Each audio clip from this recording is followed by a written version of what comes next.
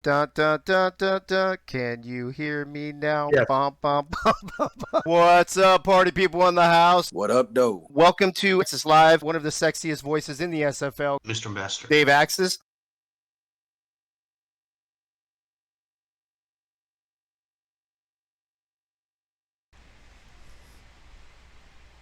What's up, party people in the SFL? I had to hold that pose for a second.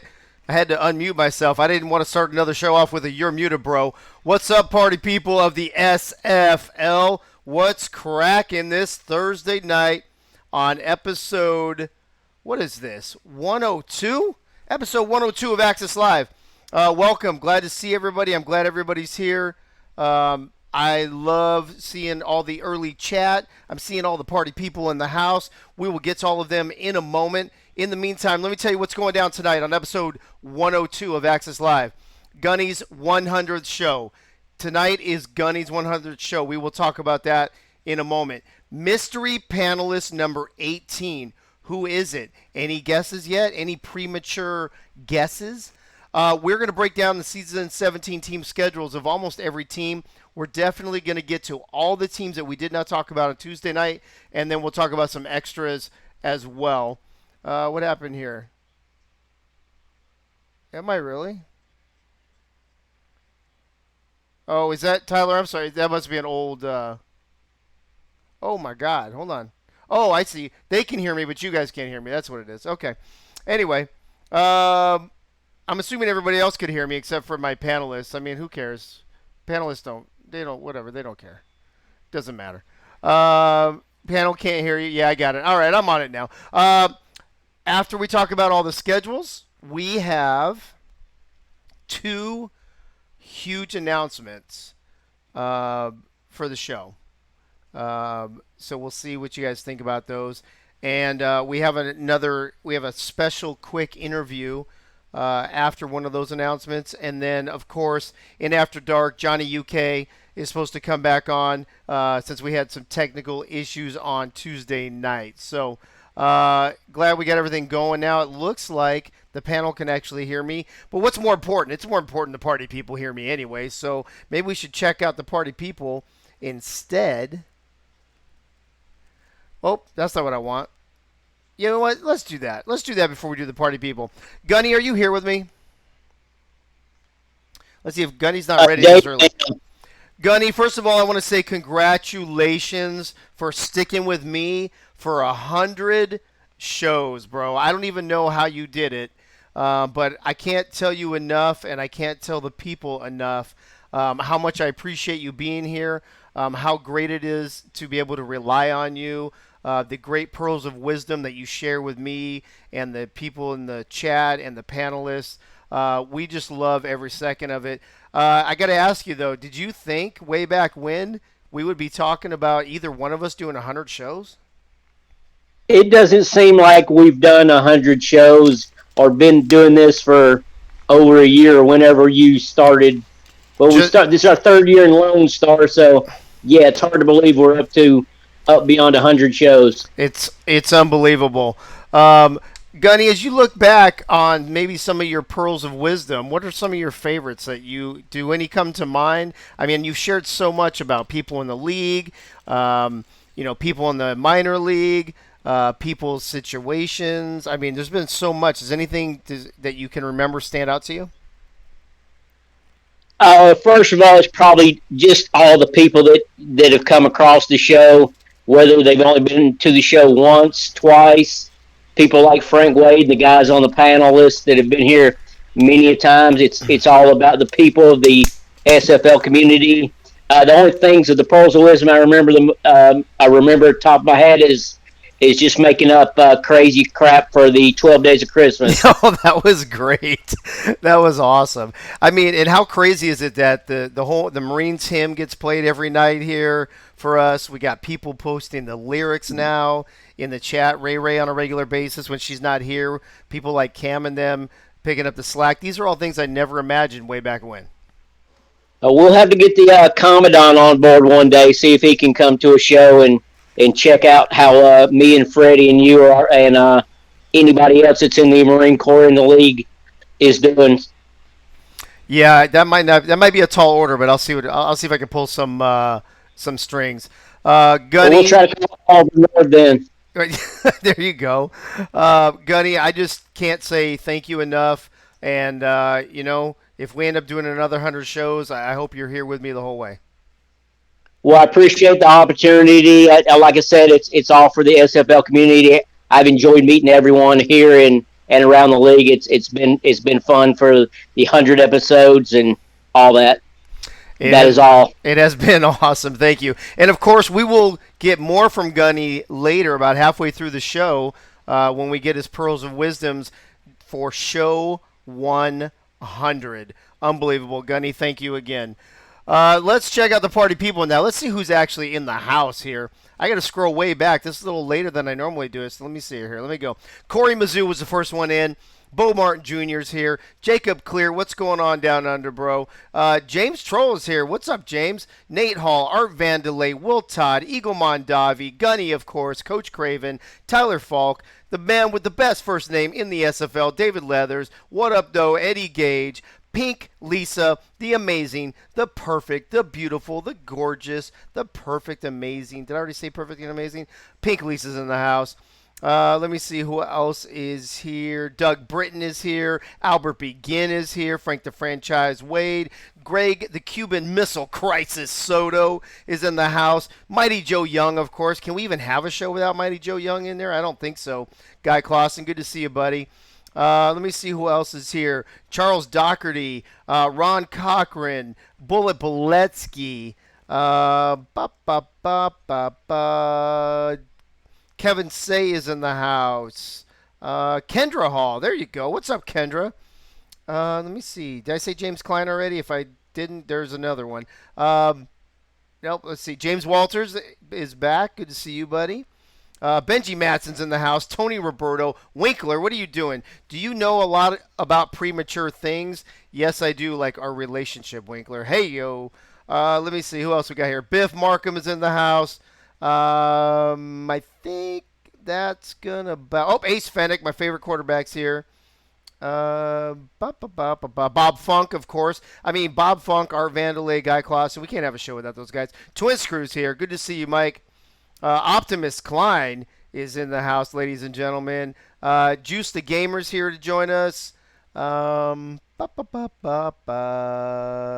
think that's about it. Hey, listen, if I missed your name, go ahead and at me. Art Vandelay, I think I said your name, but I'll say it again because you deserve it, buddy. And Tyler Falk and Chad.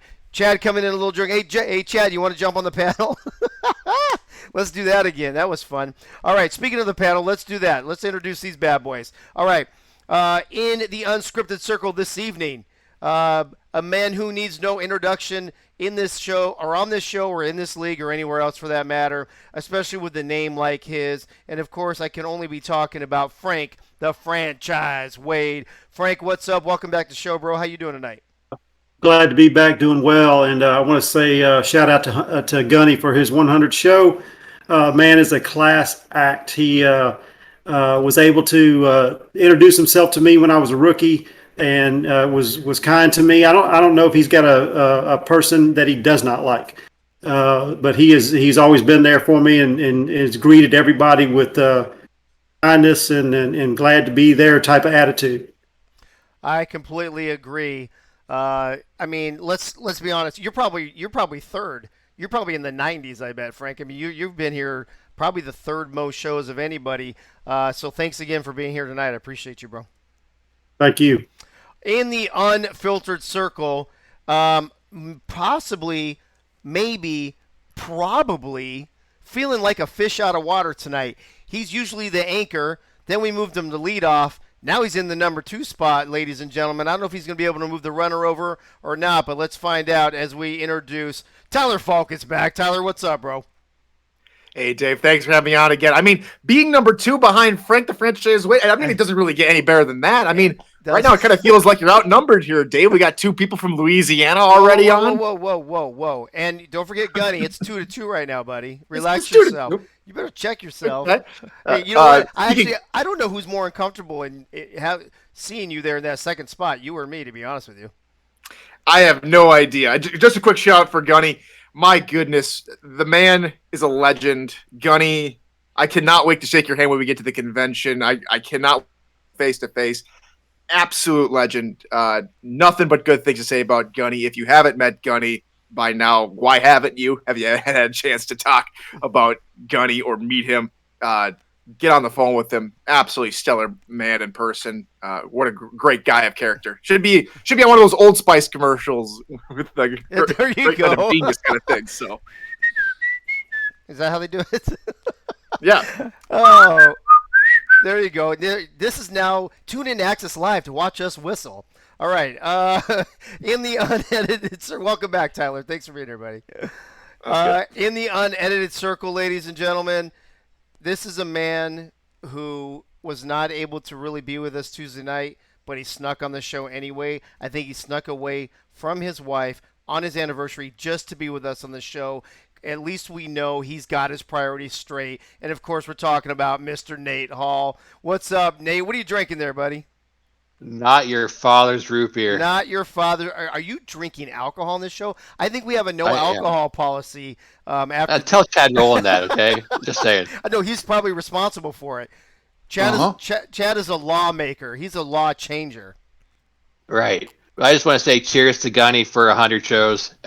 Stellar guy, awesome individual, and hopefully he'll be on the next 100 shows. And just an awesome dude. One of my favorite guys in this league for sure. Absolutely. I think he's everybody's favorite. All right, folks. Any guesses on who the mystery panelist is? Mystery panelist number 18, by the way, on Access Live. Let me see if anybody's guessing yet. I'll give you the first hint. It is a male. There you go. That narrows it down to about, 400 people. Let me see here. Nate, let's see. Tina Begin. Well, James Troll, you ruined that one right out. A pony. Yes, Albert Begin, it's probably a pony. Let me see. 95% of the league is in the unforgettable circle. Crazy Eights 2000. I crammed them all in. It's one big group picture. All right. Let's see. I will say that this is also a friend of Gunny's. Ooh. A friend of Gunny's who is a male. Is male Dave? What the hell are you talking about, Dwayne? Let's see. No, it's not Bubba again. We need to take a break from Bubba for a little bit. I can only handle so much Bubba. Bubba in doses. Bid. There you go. BID. That's the new shirt. Bubba in doses only. Bido. All right. Look, I just make up acronyms as we go along. Let's see. Mickey Mouse, no. Jack from Jack's Data, no. All right. I'm going to say, Dustin McCrack. No, but that would have been awesome. How about Charles? Nope, not Charles. How about I say this? How about I say this person is very well known for a certain snack that they really, really love? Does that break it down? Uh-oh. I'm starting to see. No, it's not Greg Soto. He's got a twin. Uh-oh. It's coming out now. I'll tell you what he really likes to do, more than anything in this world, I'm guessing, probably anything in this whole world, is he loves to bash Twinkies. And, of course, I can only be talking about Mr. Doug Day. Dougie, what's up, bro? Welcome to the show. Good to see you. What's up, SFL? How are we doing today? We are doing amazing. Let's see. There were some people guessing before I even said the Twinkie thing. I saw a couple of people throw your name out there already. That's crazy. I'm telling you, they know. They know. It was the vibe that I put out. Well, I said Gunny's friend, so apparently Gunny only has one friend. Sorry, Gunny. Yeah, Gunny only has a couple. Yeah, you know. But hey, Gunny, from me, 100 shows. You're a great dude, great guy, everything. I mean, Dave Axis leaves, you're gonna take over the show. So there you go. There you go. Well, shit, we can do that right now. Gunny, you want to take the helm? I'm good. I did my 100. I'm in. I'm out. I'm good. No? Okay. Look at Gunny. The only time Gunny's silent. Oh, tough crowd, right, Biff Markham? I mean, geez, man, unbelievable. All right, folks, let's get into some football. Let's start talking shop here a little bit. First thing I want to cover real quick, I just want to run through the panel one time. I'm going to ask you guys one question as Doug. Is that Twinkie number one? So Chad Rowland crushes whiskey. and Doug Day bashes Twinkies. Look at that. What a show we have. We should have a drinking and eating contest on this show. That's what we should do next. Real quick, Frank the Franchise Wade. I don't know if you caught London's pretty amazing free agency show they had the other night. What'd you think of that? That was pretty impressive. They did a real good job. We kind of talked about it amongst, a few of us about Johnny and, heading over there and Anthony probably going over there. But the Mike St. Green signing and the Rain Rie signing was a shock to me. Yeah, that was pretty good, especially when I still can't even pronounce his name. Tyler, did you happen to catch the show? And if so, what'd you think of it? And whether you watched it or not, I'm sure you heard of all the free agents they got. Yeah, I heard mostly from secondary sources about the show because I was sleeping. I was out cold, getting ready for another graveyard shift. Right. But what happened was, I was very excited to see everybody jump over, and it seems like a growing trend this offseason was a lot of people going from one team with a bunch of their friends to another team. We saw that with Doug Day and Craven over to Louisiana from Lone Star. Now we've seen, Rain and Mike St. Green jump from Jacksonville over to across the pond over to London. So again, great show from London. We're expecting great things from this season. Now it really depends how well they implement their new players. Right. Absolutely. Nate, it was Tuesday night. I think you were out for your anniversary. First of all, did you get to catch the show? I did cut all three things that was going on that night. Really? What? I mean, that's like the best anniversary ever, right? It was the best. The missus and I enjoyed an SFL evening together. That's it. I mean, what says marriage better than the SFL? Exactly. How'd you like the show, and what do you think about that group of free agents London got? I really liked the show, and I have to say, I forget who it was that said it, but this might set a precedent for other teams to do the same thing in the future. It's a great way to bring out their signings in a way that everybody can enjoy and have fun with. The signings, I think, like Frank said, J2K or JUK now was one Johnny of the UK. He was one of the best worst kept secrets in the league, I think, for the last 3 or 4 weeks. But the other sightings, they're going to have a lot of power on both sides of the ball, so it's going to be fun to see what they do this season. I completely agree. Dougie, first of all, did you catch the show Tuesday night, the London show, or were you working? I was at work and I caught it. And you still caught the show, boy. I have one of those jobs. I get you. And now me and Tyler and I have something in common where I now work night shift, so I'll be able to catch a lot of stuff and do a lot of stuff. But anyway, the one word that I have for the London show was flat out epic. Like Nate said, that's going to be, a precedent that everybody's going to try to start up and one another. Yep. But yeah, Chad's a great guy. London has a great front office. They are going to be dangerous this year. A lot of great guys over there. And I'm not talking specifically about their quarterback. I'm talking mainly about their defensive front line with Frosby. Who saw that coming? Yeah. Frosby, Chad on the other side, you got William Davidson, and then they just added Selwyn Lane. Not sure who that is, but I'm sure they picked him up for a reason. Right. And, their linebackers are going to be coming back tough. So, yeah, if y'all think London's going to sit there and take a beating, it's not going to happen. Nope. They're going to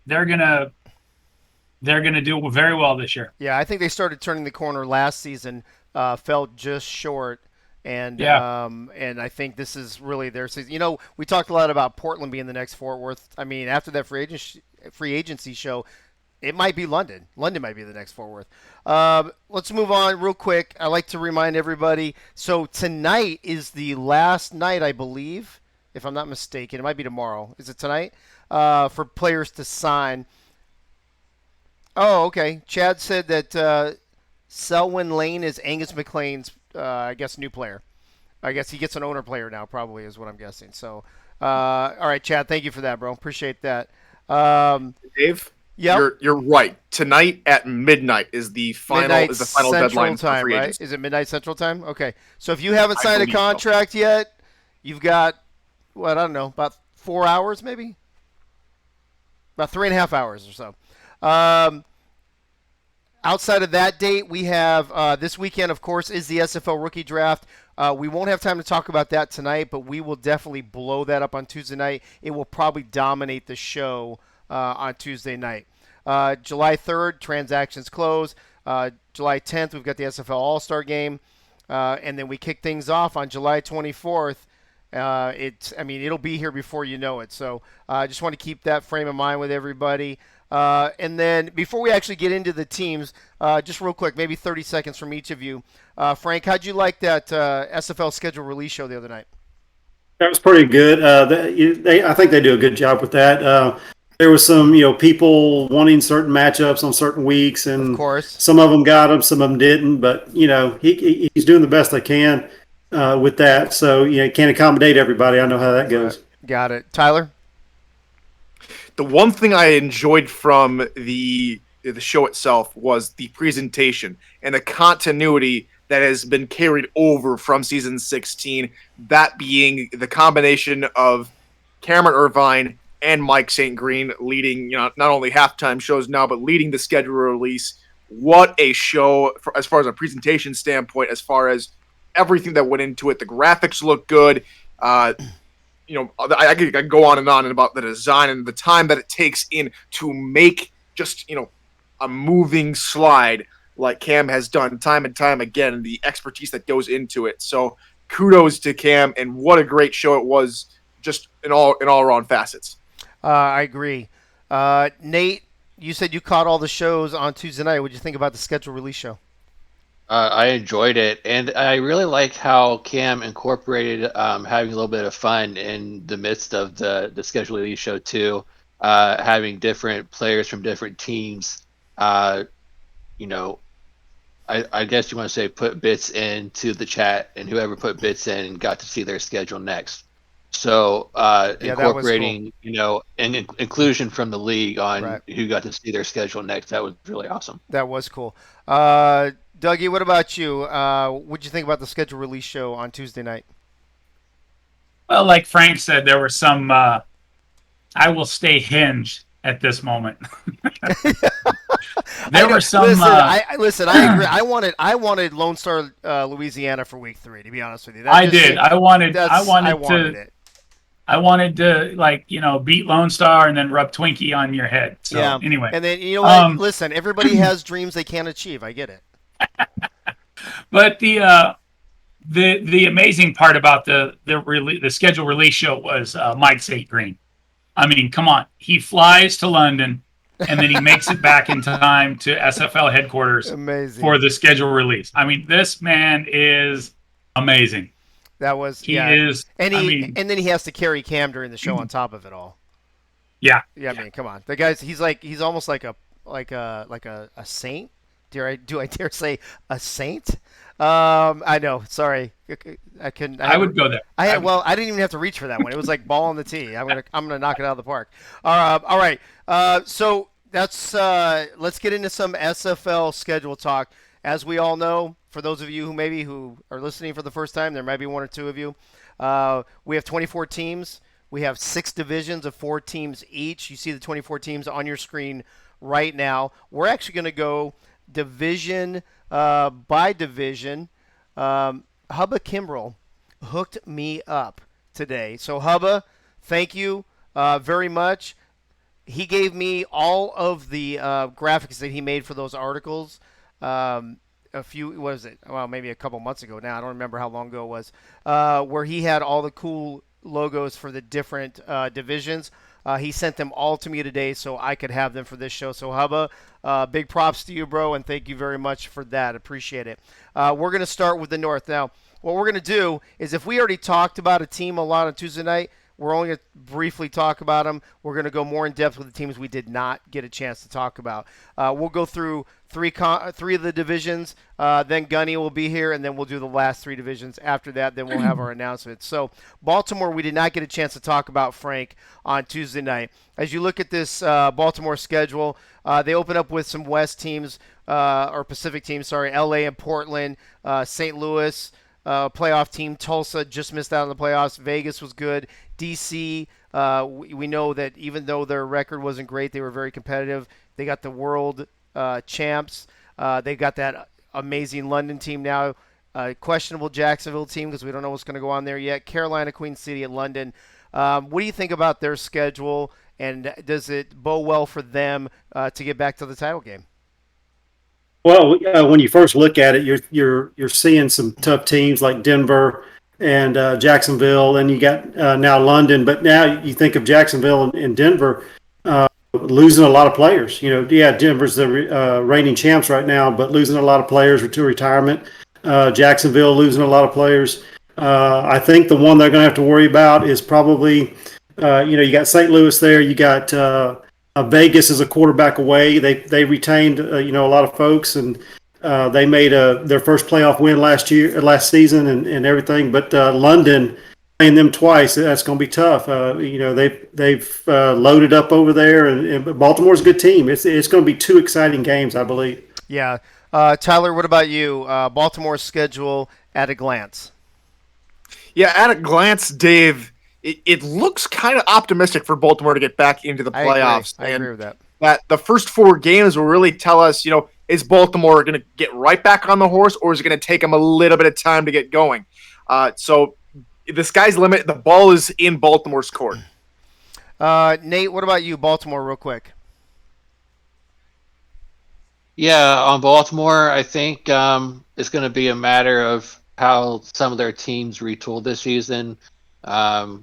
Are some of these teams like Denver and Jacksonville, are they going to go backwards a little bit due to losing some players, or are they going to, maintain the same level of play that they had the last couple of seasons?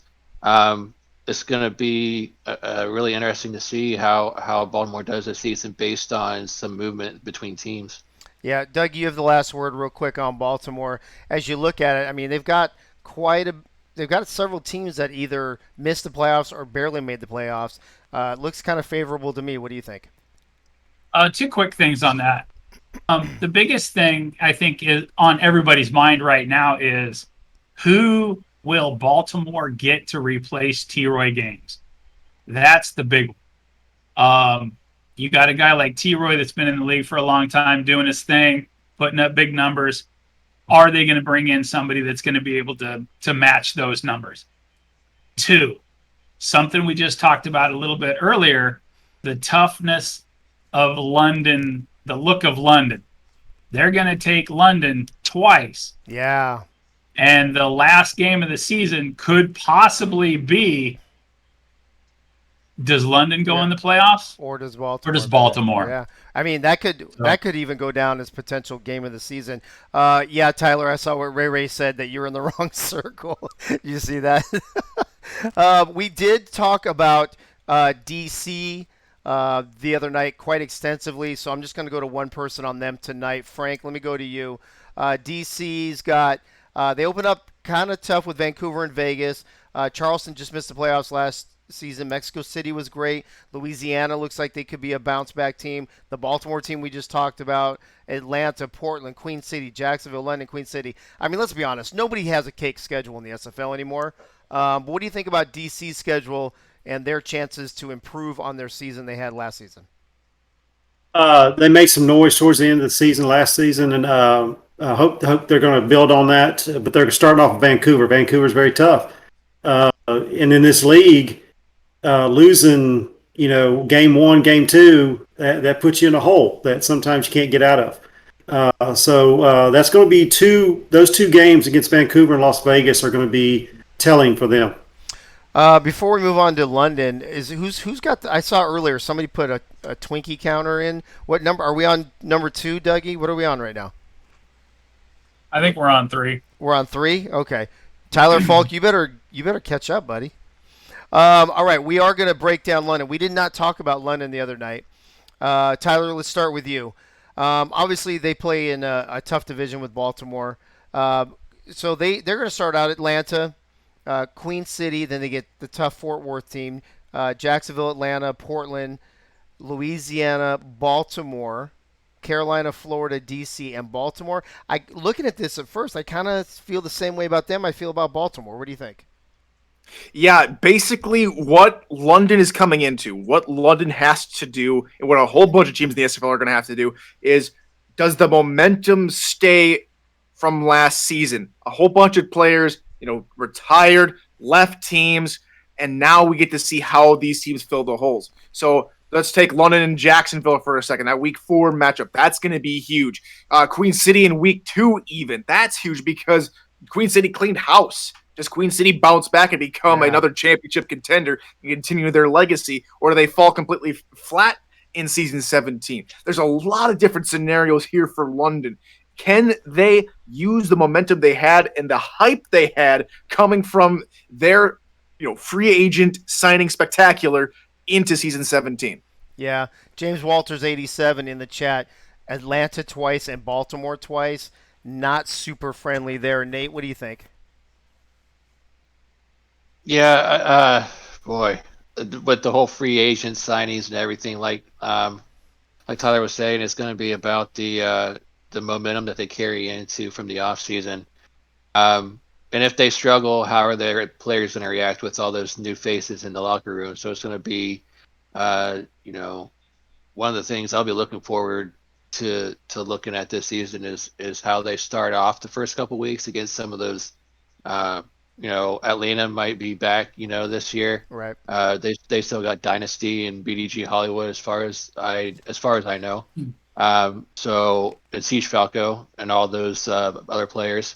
They did lose Will Todd, but they still have Siege and Boo. So right. It's going to be Atlanta's going to be tough this season. They have to play them twice. It's going to be.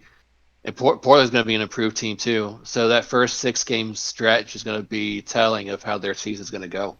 Welcome to Mike St. Green in the chat. Mike, we just talked about you a minute ago, bro. So you're going to have to rewatch the first part of the show. Dougie, if I'm looking at this London schedule and I'm thinking of the London from 2 seasons ago or more, I'm like, yeah, London's got it rough again. But with the progress they made last season and all the free agents they got the other night, now I kind of feel the other way. I think this schedule kind of looks favorable for them. Your thoughts? I have to agree with you on that. Atlanta, they're kind of up in the air for me. They didn't really retool a whole lot. They picked up Jack Napier, but looking at their roster right now, they could possibly use another 5th DB. But I don't know.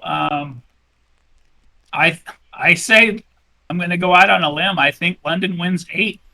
London went 5-7 last season, but a lot of teams went. Listen to the teams that went 5-7, and then Frank, I'm going to go to you for your last word on London. Portland, who we think is going to be better. Atlanta, who we think is going to be better. London, who we think is going to be better. Carolina, Houston, and then you have Louisiana at 4-8. A lot of teams right there in that mix. And we're talking Portland starts at 15th, so 3 spots out of a playoff spot. It's just we thought last season was competitive, Frank.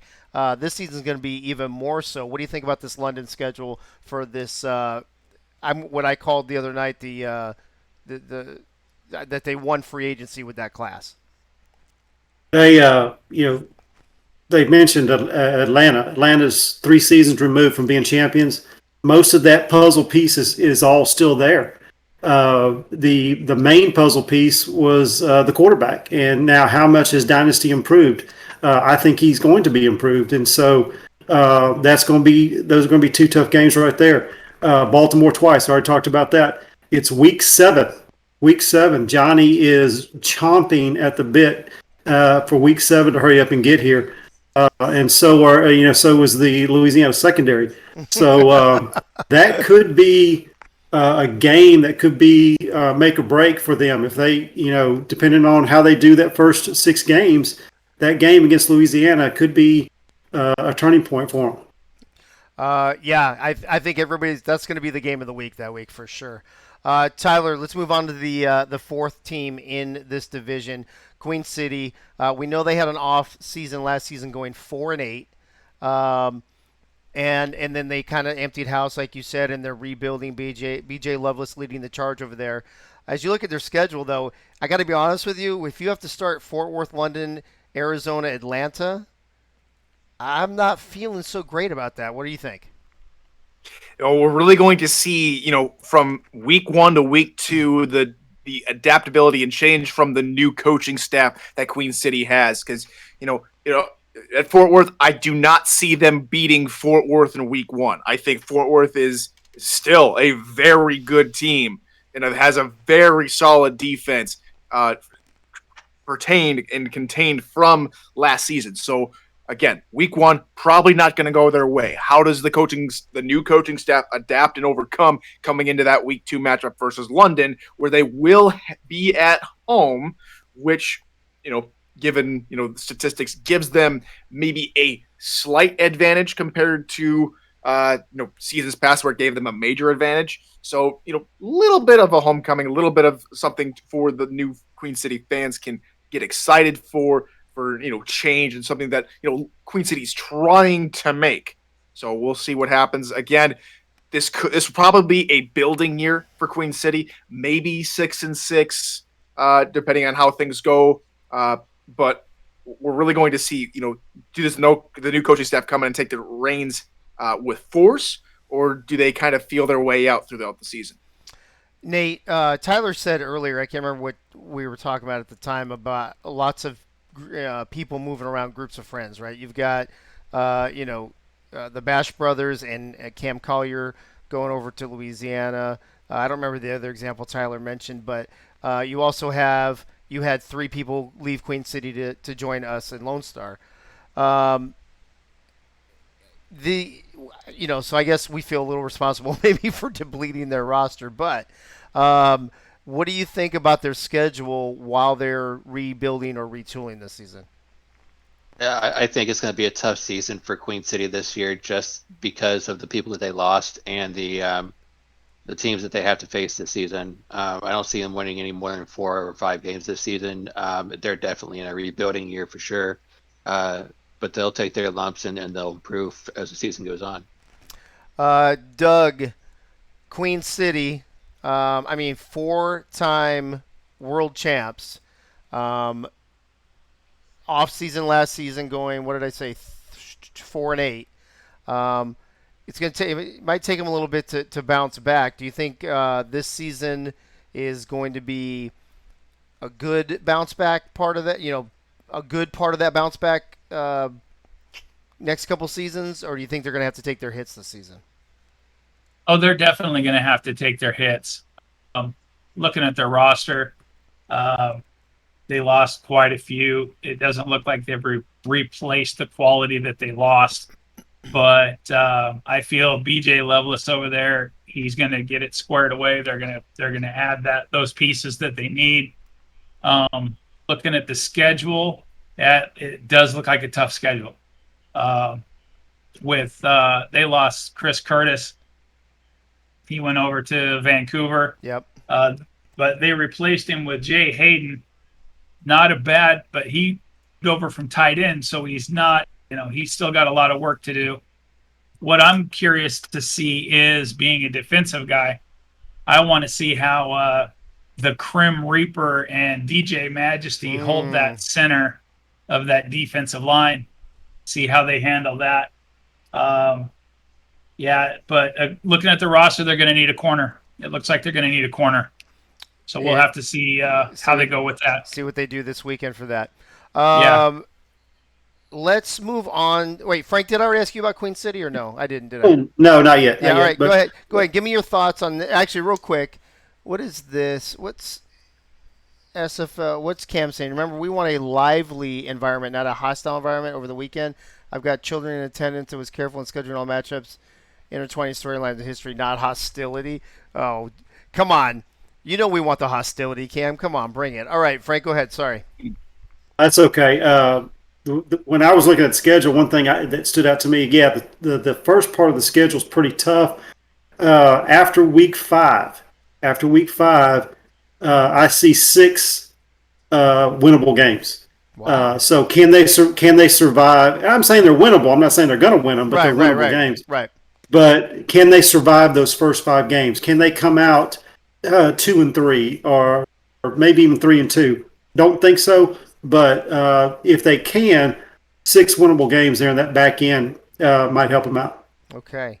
So there's your North Division schedules between Tuesday night and tonight. Moving on to the South Division. And again, Hubba, thanks for the cool divisional graphics. We talked about this division. We didn't talk about teams real specifically. We kind of grouped them all into one. So what I'm going to do is I'm going to go to just two people, I think, for each team in this division. Excuse me, beginning with Fort Worth. And Tyler, let's start with you. Obviously the best defense in the league last season. Barely missed a bye. Barely missed that number 4 seed. Losing to Lone Star in the last week of the season in just a crazy game that I still, Cam, cannot believe wasn't up for Game of the Year. That back and forth 44-42 win. As you look at their schedule for season 17, though, Queen City rebuilding. Arizona's tough. London will be tough. Florida will be tough. We're not sure about Charleston. Now, ownership changes in Charleston, by the way. We'll talk about that later. LA playoff team, Lone Star playoff team. San Diego, Houston, Mexico City's a playoff team. We don't know about Denver, but they get to play Lone Star twice, and we get to play them at the last season, the last game of the season again, and this time we get to play it at home. So as you look at Fort Worth's schedule, do you see Fort Worth being able to compete again for that number 4 seed in season 17? I think they should. Again, things happen from season to season, and we see good teams with good defenses have their flaws and their exploits exploited. So does Fort Worth find a way to keep that solid defense and keep that game plan without getting it mismatched or anything? That's the biggest question. Can they game plan? Can they game plan beyond season 16 and maintain momentum? I think they can. I think Fort Worth goes back to the playoffs pretty easily. I'd say definitely above 500, probably under 10 wins, though. Okay. Nate, what's your impression of Fort Worth's schedule for next season? I'm going to agree with Tyler on this one. I think they make it back to the playoffs. However, it might be a difficult road for some of the games. That week 4 matchup against Florida is intriguing. Mm-hmm. Going up against the runners-up from last season at home. So we'll see who comes out on top in that game. And then, of course, Denver's going to be a new-look team, but they're playing at Denver, and Denver's coming off their championship season there in Week 11. So that's another game that I'll be on the watch for later as the season progresses. Moving on to Houston, Dougie. Houston missed the playoffs by one game, the week 16 and a half, if you remember, losing to London. As you look at theirs, they get to start out in the Pacific with Portland and San Diego and Tulsa. So 3 teams that did not make the playoffs. Then they get LA, who made the playoffs, but then Queen City. So 4 of their first 5 games are against playoff or non-playoff teams last season. But then they got to hit a little stretch of Florida, Mexico City, Carolina, Fort Worth, Lone Star before wrapping up with Sioux Falls, Mexico City. So as I look at this, I think Houston needs to win 4 of those first 5 games to be able to compete for divisional title. What do you think? Well, Houston, it seems. I keep looking over here because I have the rosters, the updated rosters over here. They're looking pretty thin. I mean, they don't have a quarterback, so we got to figure out what they're going to do with that. They have 1 defensive line. They have 2 linebackers. It's still, what are they going to? Who are they going to get to fill these holes? And are they going to be good enough?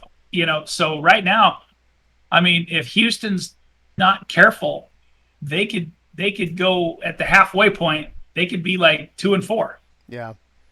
But it's just we got to see who they bring in. If they start off 2-4 and then they got to go with Florida, Mexico City, Carolina, Fort Worth, Lone Star. How are they going to make the They're- playoffs? They're not. So they need. I So think that I first think half Houston of the wins. schedule, they need to Houston wins 4. all season. Yes. Oh snap! There you go, folks. We love. This is what we do. Wait, what happened to Tyler? No, Is Tyler's no Tyler, offense to no, anybody, I say but Tyler's I mean, like just, the bullseye's off of me now. I mean, just looking at what I see, and the draft is in 2 days. Looking at the schedule, I mean, it's gonna be a tough. It's gonna be a tough go. It is. I'll just say that. Dude, like Will Todd saying, Tyler has left the building. Frank. Before we move on to Lone Star, let's talk Houston real quick with you as well. Do you agree with what Doug and I are saying that it's vital for Houston to do really well in the first half of the season? I do agree with you. It's the opposite of Queen City. They have got to win the majority of those games to have the chance. I think the second half is a little tougher. And going back on what Doug said, who are they going to get these people to fill these holes? Are they going to be able to carry the load? Quarterback being the main one. Right. Well, Houston will. I mean, it's always fun to watch Houston, right? Warren Murray. Oh, and Chad just talks about Warren Murray, as I'm saying.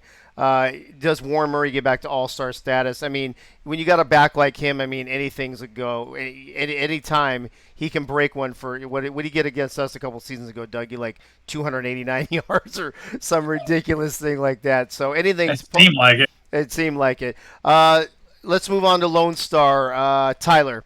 Obviously, all of these teams are going to have tough divisional games in this division, right? I mean, best division in the SFL last season. I expect it to be the best division again this season.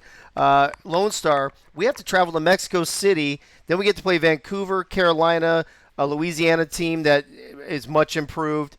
We also have to deal with Fort Worth twice, Houston, Vegas, Arizona. Cam, or Eddie complains a lot about Cam not liking them. I'm going to go out on a limb and say Cam doesn't like us, because if you remember last season, Lone Star had the number 1 toughest away road schedule and the 4th toughest overall schedule, and Cam not doing us any favors again this season. What do you think about this Lone Star schedule? No, absolutely, it's going to be tough. I will say real quickly, based on what happened earlier, is my drink exploded at the. Oh, is that what happened? Hearing what Frank was saying. So there's that.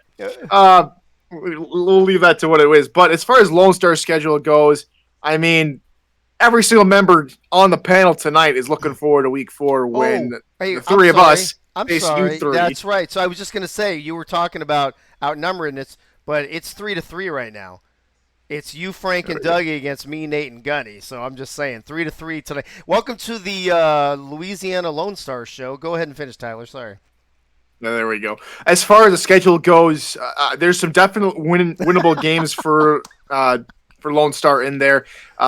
Based on who left and who came in, it's gonna be kind of tough. I think as far as the division goes, you have to win 2+ in this division in order to secure anything. Yeah. And even 2 wins might not be enough. So if you don't at least split Fort Worth and maybe take down Houston and Mexico City, you guys are in some serious trouble. I agree with that.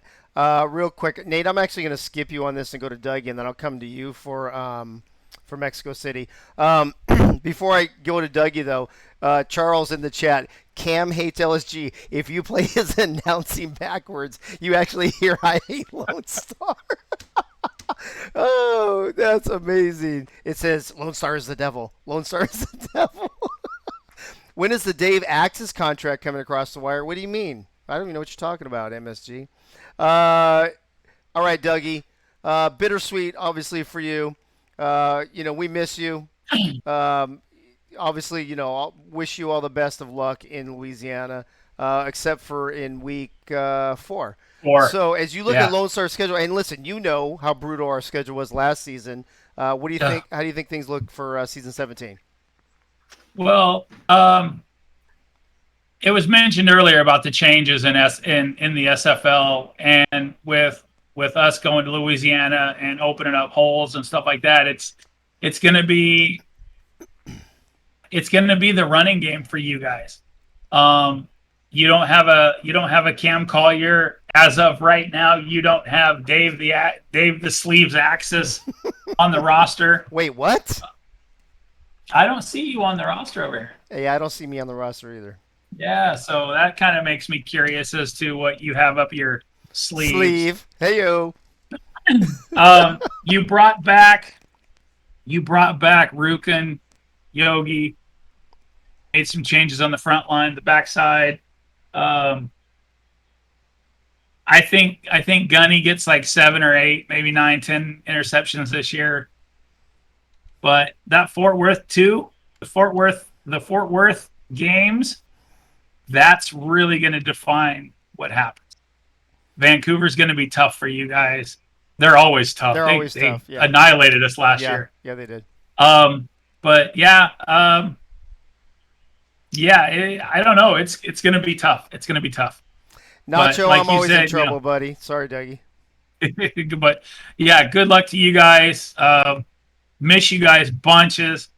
But, SFL is what the SFL is. It is. And we're going to have a lot of fun in week 4, too. So, Nate, let me jump over to you for Mexico City, and then I'll go to Frank. Again, tough division. Open with Lone Star. Carolina, Vegas, a tough DC team. Florida and St. Louis, playoff teams. Houston, Jacksonville, Denver, Fort Worth, Arizona, and Houston. How do you think Mexico City's schedule looks for season 17? Oh boy, like everybody's saying, nobody's gonna have an easy schedule this season. It's gonna be all up to how Jacksonville can retool some of the players that they lost and are bringing in, and how they fare against that division. It's gonna be another. It was a close division last year. I don't see it being any different this year. It's gonna come down to the last couple of weeks of the season, and I think the 2 of the last 3 games that they have to play at their South opponents could tell how their season's going to go as they come down the stretch. Frank, your thoughts on Mexico City's season 17 schedule? Oh, tough schedule, and they still got some holes to fill through the draft. A couple of receivers leaving, so who's going to fill those slots? But then having to start off with Lone Star and turn around and play a good Vegas team after Carolina, and then you got Florida, St. Louis. I mean, it's going to be tough for them on that first part of the schedule, and then you turn around and you got Houston twice and Fort Worth. So it's going to be interesting for them. It's all going to go hinge on who they can fill those holes with. Before we move on to the East Division, let me just say this. 2 seasons ago, I learned a valuable lesson to not underestimate Mexico City. If you remember, Frank, when we first started this show, and Mexico City, I think it was when Ray left the team, and then we didn't like their draft and all this stuff, and then they still made the playoffs. And then season 16, they go 8-4, and finish just a game behind, or a half a game, I guess technically, the tiebreaker game behind Fort Worth. Regardless of what we see with Mexico City's draft or their schedule or how many holes they have, I just have this feeling they're just always going to make the playoffs every season, no matter what. They have quite possibility to do it. Yeah, they kind of keep things close to themselves, and next thing you know, they're 4-1, or 6-2. Eddie Gage says, I don't remember last time Ramos missed the playoffs. Well, I couldn't even tell you, buddy. I couldn't even tell you. All right, let's move on to the East Division. Dave Axis? Yes, sir. Hey, real quick, it looks like Cam posted Jacob McCall went to Mexico City. I'm sorry? Where'd you see that? In chat. In the show chat? Jacob McCall signed tonight with. Oh, there you go. All right, Jacob McCall, and they've got Fox Highwind over there, right? Yep. As well. And Jason Bartley. Yeah. So look at Mexico City. Nice timing, Cam. While we're talking about Mexico City, that's perfect. So there's one of those filled holes for you, Frank, and it looks like they'll be slinging the ball over there. And then on top of it, they only got the guy who had the most rushing touchdowns last season in Phoenix Jones. So, Mexico City's going to be Mexico City no matter what. East Division. Atlanta, we did not talk about, so let's talk about them. Who am I Who did I leave off on? Tyler, I think this is you. How fitting that you get to talk about Atlanta first. So fitting. Fitting. Starting off at London, then they got to play the world champs, Jacksonville, Queen City, London, Louisiana, DC, Vegas. I mean, you can see it all in front of you. What are your first thoughts? Look at Johnny saying right 0-1 equals 0-1 right out the gate. Your thoughts on Atlanta's schedule? Well, I do think that Atlanta will lose to London. I don't think that they're going to lose to London twice. I think they're going to split between London and Atlanta. I think they'll go 1-1 in the series between them throughout the season. What will be really interesting to see is that week 2 matchup, though, against Denver, against a rebuilding, I wouldn't say rebuilding Denver, but, coming off a championship and having to, find a lot of players to go and fill for pretty much the entire offense, right. Left in retirement or left it to go into front office roles. So again, that's going to be a really fun matchup to see. As far as Atlanta go, again, they're a little bit of a mixed bag from last season to this season. Couple changes. Will Todd, one of the rookies from last season, goes over to Arizona. I think that's a much bigger loss than I think a lot of people realize. But what can Atlanta do? How can Atlanta, get a few wins, maybe bounce back into the playoffs? Splitting against London and maybe splitting against Louisiana will do wonders, but it's just really how they finish. Those last 4 games, all 4, frankly, are pretty winnable. I'm not saying they'll beat us, but right. they've got a chance to go on a hot streak toward the end of the season. Ironically, as I'm looking at the standings from last season, Atlanta and London both went 5-7 last season, so they had the same record. Nate, how do you think Atlanta's schedule looks for them for this season? Atlanta's going to be Atlanta as long as Siege Falco and the other guys are on their front staff. They're going to come back and be competitive. However, the game that I'll be looking forward to next season to watching is that week 3 matchup at Jacksonville. Correct me if I'm wrong, but isn't Marcus Dunhill a Jacksonville player now? He is. Or did he sign? He is. Yeah. He signed with Jacksonville. So and they play. So it's they play be, a week. They play at the convention. So Marcus Dunhill retires in season 14.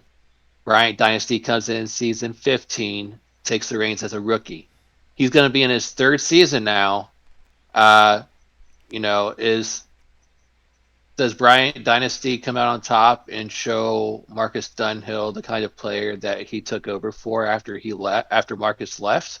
Or is Marcus going to come back and say, hey, I'm going to show you a few things that you might not have known yet since I'm a veteran player? Right. That's going to be the storyline in that game. Dougie, Atlanta. Bryant Dynasty, like Nate said, going to his 3rd season. In week 3 at the convention, they get to play Jacksonville, Marcus Dunhill. That's going to be a lot of fun. What else do you see on the schedule that sticks out to you? The big thing I see is the Louisiana ×2 against Atlanta. That's going to be a fun one for us. But what I see over here on the roster is they've only got 2 wide receivers and 1 tight end. So do they add somebody else? We'll have to see. But with Dynasty, like you said, Dynasty's going into his 3rd season. He's getting better and better every year. He's got the weapons around him. Give it to BDG most of the time. BDG does his thing. Jamal Wooding, he is definitely not a slouch. He's a big target to hit. So Atlanta could possibly make the playoffs this year. Okay. We'll have to see it. We'll have to see how they fill out.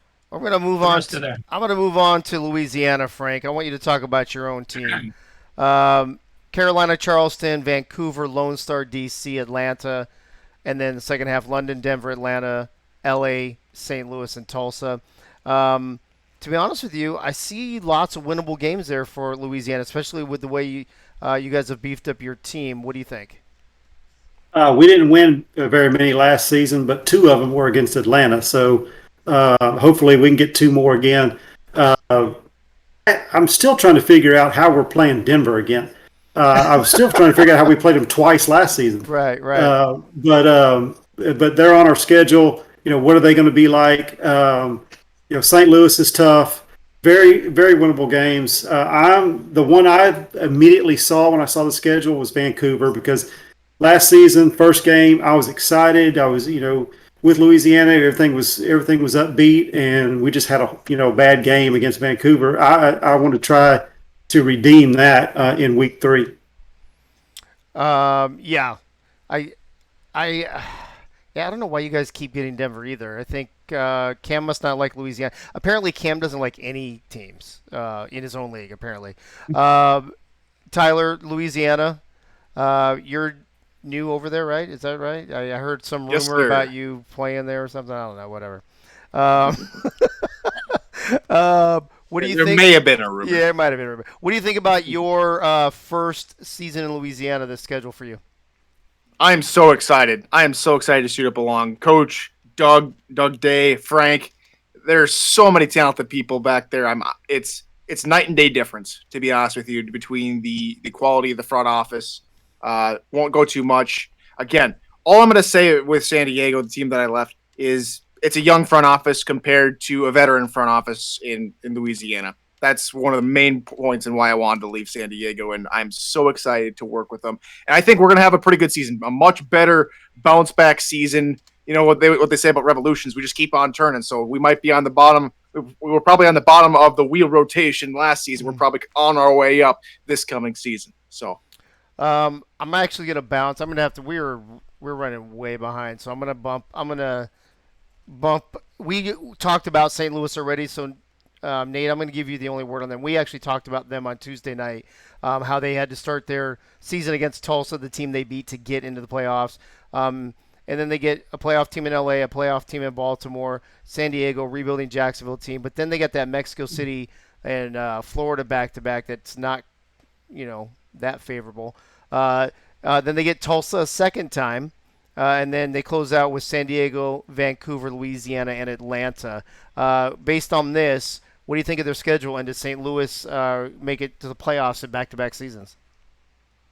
If a 6-6 team can make it into the playoffs this season, then yes. But I don't see them doing any better than 6-6. They just have a really tough schedule. Having to go to Vancouver, having to go to LA. Yeah, they were another mediocre team last season, but their front office is going to have them right back in the hunt again this year. The back-to-back games against Mexico City and Florida, like you said, this is going to be another season. And at Atlanta, I don't think that's going to be another easy game either. When you have to travel on the road to a team like the Swarm in the Beehive, which is always a tough place to play. So that last game against Atlanta may make or break their season. In all honesty, Dougie, let's go to the team that St. Louis beat to get into the playoffs. Tulsa. They played their last game against them last season. They get to play their first game against them this season. But if I'm Tulsa and I'm seeing St. Louis, Sioux Falls, Houston, I'm not, and I see Queen City in the mix. I'm not in San Diego in there. I'm looking at I think we might have a chance at the playoffs. We've got a sophomore quarterback coming back. We always have the weapon of Gabriel Manning. What do you think about Tulsa's schedule? I kind of like it, to be honest with you. If they can pull 4 wins in the first 6 games, I think they'll look all right. I mean, they've got a tough schedule. Sioux Falls is an enigma. It's like, what are they? Yeah, what are they going to do? It's like, what are they going to come out with? Again, we speak of Baltimore. How is their run game going to look? Queen City's in a mode. Jacksonville's in a mode. So, I mean, overall, it's a favorable schedule for these guys.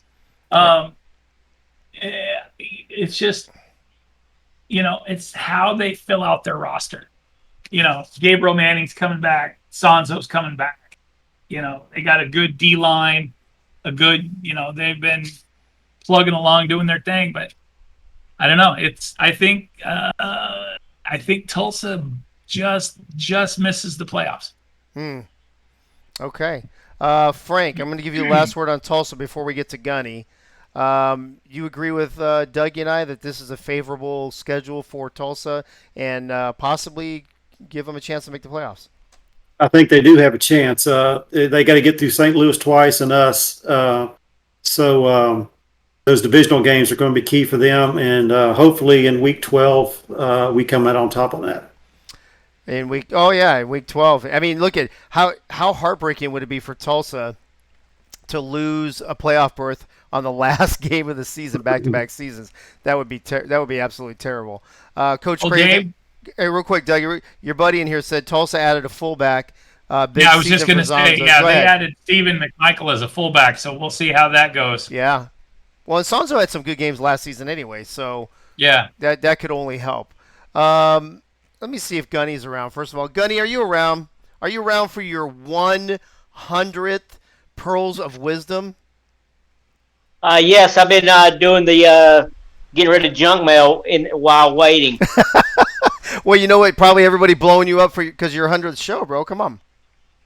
That could be true. I don't know if Ray's in the. Oh, look at just as I say it, she jumps it on. So, she's been in there. She is. Well, Gunny, your 100th show, Pearls of Wisdom. The floor is all yours. Good evening, everyone. Good luck to everyone in the season 17. This is the best time of the season. Free agency is about to wrap up. The draft is this weekend. Good luck to everyone a part of the draft this weekend, Saturday and Sunday night. I don't know the times, but I know Cam will post them.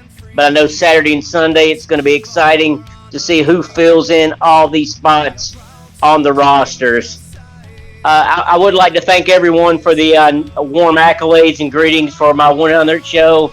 As I mentioned before, I enjoy the community. When I first came aboard, I was pretty quiet in the league, but I think once the show kind of started and I did free agency, got to meet a few people, it's been a good time ever since. Again, I always like to thank Mark Chisholm. He kind of led the way and kind of helped me get my foot in the door. So I'm always going to thank that guy right there. A few new places that Gunny's going to go play football at this season. He has never played Louisiana. He's never played Charleston. Never played the Los Angeles Lycans. And he's never been to the Lava Dome in Las Vegas. So he's looking forward to a few new teams that he can put a big W beside his name for a Gunny win. With that, Dave, enjoy show number 102. Congratulations. Looking forward to the prediction show coming up in the following weeks before the season starts. Everyone enjoy the remainder of the show. And that is all. Awesome, Gunny. Thanks so much. For the 100th time, Gunny, thank you for your Pearls of Wisdom to the SFL. I mean, golly, 100 times. I just can't even wrap my head around that still. That's crazy. Gunny, thank you so much as always. Somebody put something about Sioux Falls, Mike St. Green. So when we get to that division, somebody make sure we remember Mike St. Green said Sioux Falls has 4 wide receivers on the roster. Are they changing their approach? So we'll talk about that. Let's get out west real quick. Now, we spent time already talking about Arizona extensively on Tuesday night. Who did I leave off on? Frank, were you the last one, or Tyler, were you the last one? Who talked about Tulsa last? Frank? I did. That was Frank. Okay. All right, so let's go to you, Tyler. Arizona. Guess who they get to open up with? They get to open up with Florida and Fort Worth. Bam, bam. And then they get to play Denver, the world champs. They get LA, Vancouver. They get Lone Star. They get Mexico City, and they get Vegas. So more than half their schedule are playoff teams from a year ago. So I will say, and we mentioned this on Tuesday, with question marks with Denver and Sioux Falls, we talked about has this division kind of flipped the script, and are Arizona and Vegas the favorites this season? And based on this schedule, how would you answer that? That's a really tough ask to even say that the script should be flipped, because we know how good of the coaching staff is up there in Denver. We know that Sioux Falls, if they have their playbook set, will be a good team. It all depends on how Arizona and Las Vegas take it. They showed a lot of great things, both Las Vegas and Arizona. Arizona getting to the playoffs. Finally, congrats to What Up, Doe. Say it with your chest, Eddie Gage and company.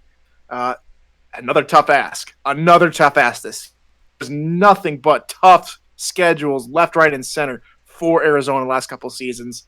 They have to show everyone that they can continue to win games, that they can make it back to the playoffs.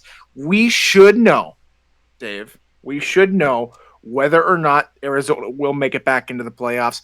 I'd say if they do not win 4 games in the first 6, that Arizona is on the outside looking in as far as their chances go. Okay. All right. Like I said, we talked about them extensively on Tuesday, so that's all they get tonight. Nate, let's talk about the world champs. Lots of people jumping ship, if you will, in Denver, retirees and people leaving the team. They're kind of a wild card right now. We're not sure what to think of Denver. What we do know about Denver is they get to open up with Jacksonville, then they get to play Atlanta, Florida, Arizona, up-and-coming Portland team, Vegas as a playoff team, Baltimore, Louisiana, Mexico City, Las Vegas, and Fort Worth. So, I mean, if they have the same roster and coaching staff and everything from last season, I say, you know what, they can handle this. Can they handle it next season with and again, I don't want to say they're rebuilding, but maybe retooling? Mm-hmm. Yeah, they're retooling for sure. And I'm going to go out on a limb right here and say here first that they're going to take a step backwards this season just because of the retooling that they're doing.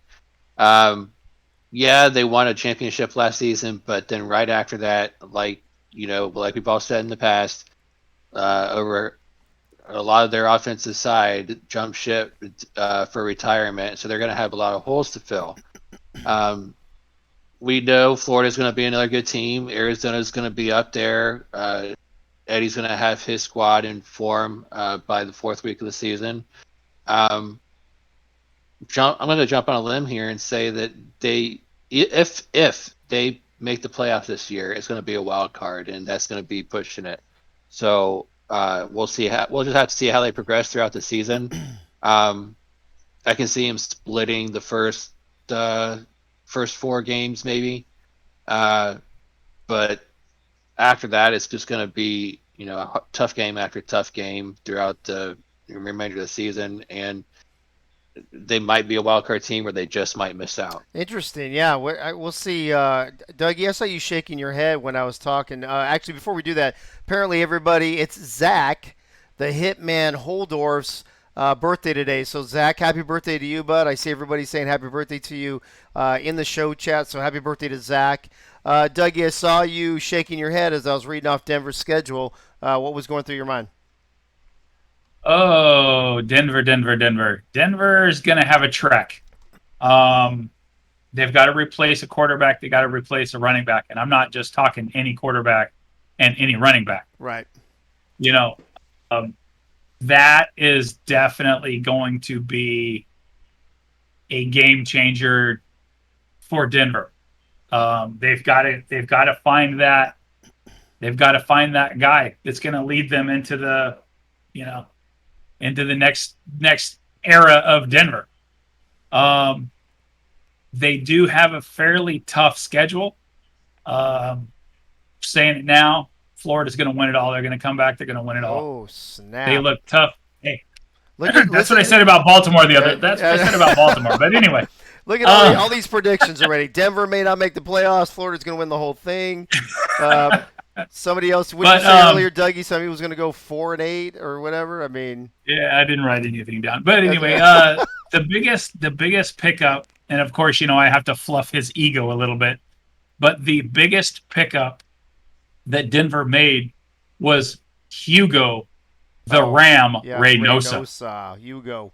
He's moving to defensive end. He's going to wreck quarterbacks, and he's going to ruin run games. So good luck in Denver, Hugo. He is. Because you guys are going to need it. He's the Ram, so we'll see how he plays. Moving on to Vegas. Frank. Charleston, D.C., not terrible to open up. Mexico City, Vancouver, Baltimore, Denver.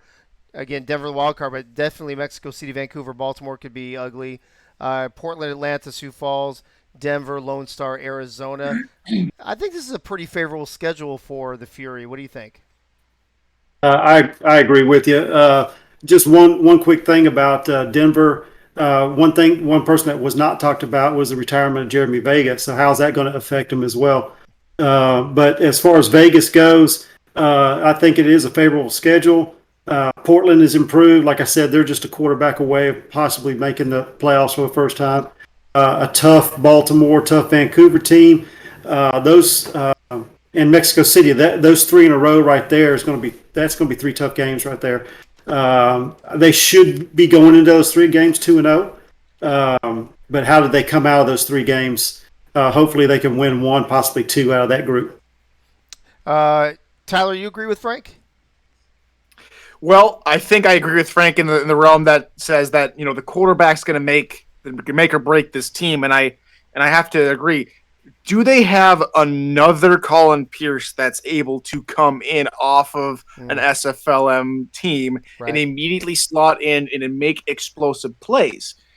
Now, when you're looking at the rookie quarterbacks, we'll talk about them a little bit because, again, we're not doing too much draft preview. But let's talk about the rookie quarterbacks coming. You have Joseph Green, OJ Bruin, Blanton that's in there as well, Tommy Utah. Yeah. Which one of those guys, fits that Colin Pierce mold that was created so perfectly? I felt for Colin Pierce. I was very, very surprised that Colin Pierce left Las Vegas and left the league, frankly, after one season. There are some great quarterbacks. I don't see one quarterback fitting Colin's shoes perfectly.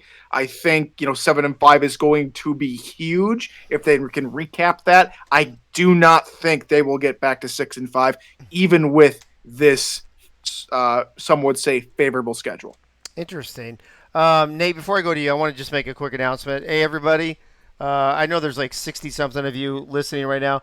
We're going to run late tonight. We're going to run long. This is going to be a 2-hour show, easy, just a heads up.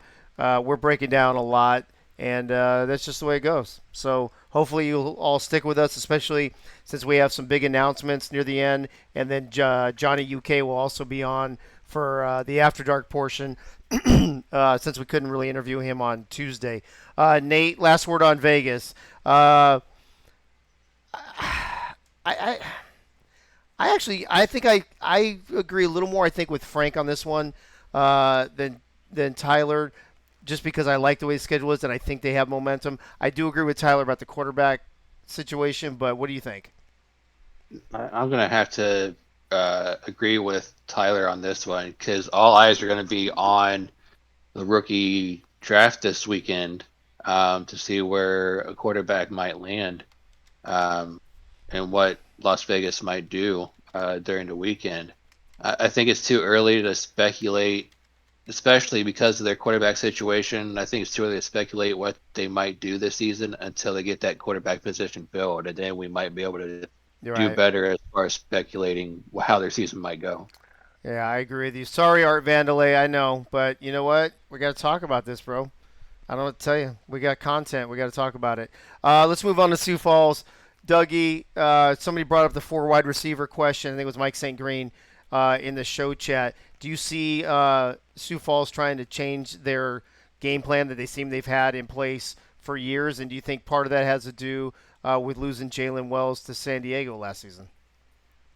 Well, from what I can see right now, there's definitely a excuse me. There's definitely a chink in the armor because the last couple of seasons they've re-signed everybody. So now, according to their roster, they're down like five, and they have 4 wide receivers. So I don't know.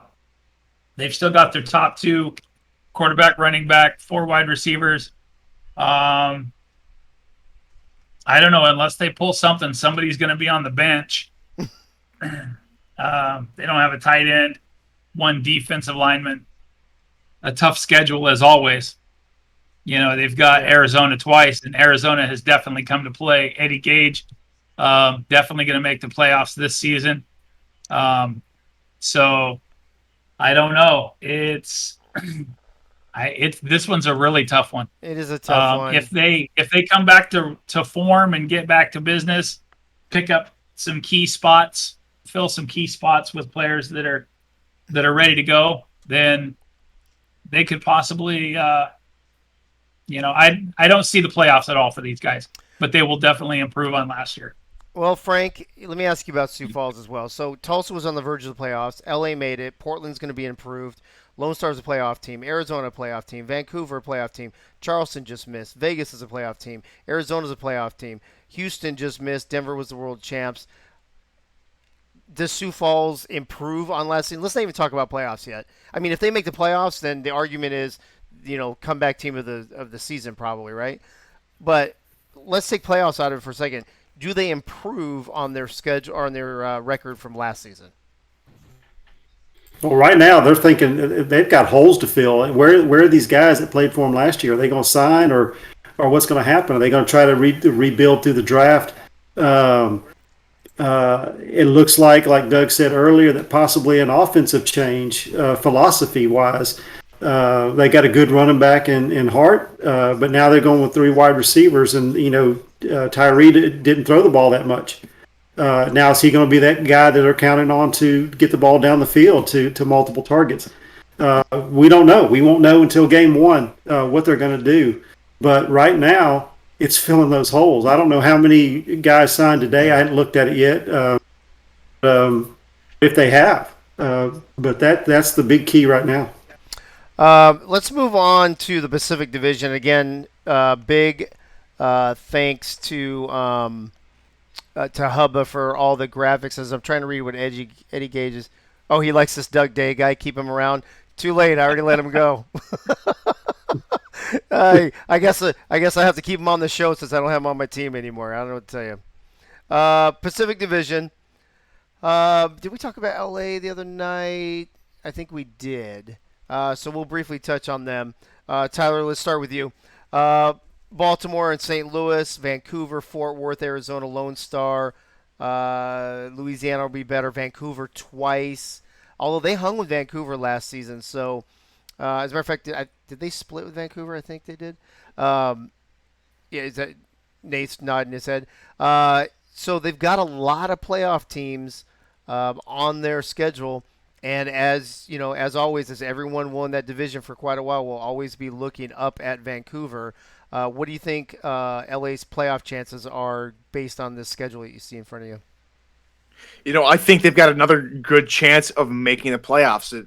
And for this schedule, it's really about the middle four. Bookends of the season are always important, but how you're doing during the the dog days of summer, we'll call it, or the midpoint of the season, where are you at? So Vancouver, Fort Worth, Arizona, Lone Star, they have to have a good stretch of games within that four.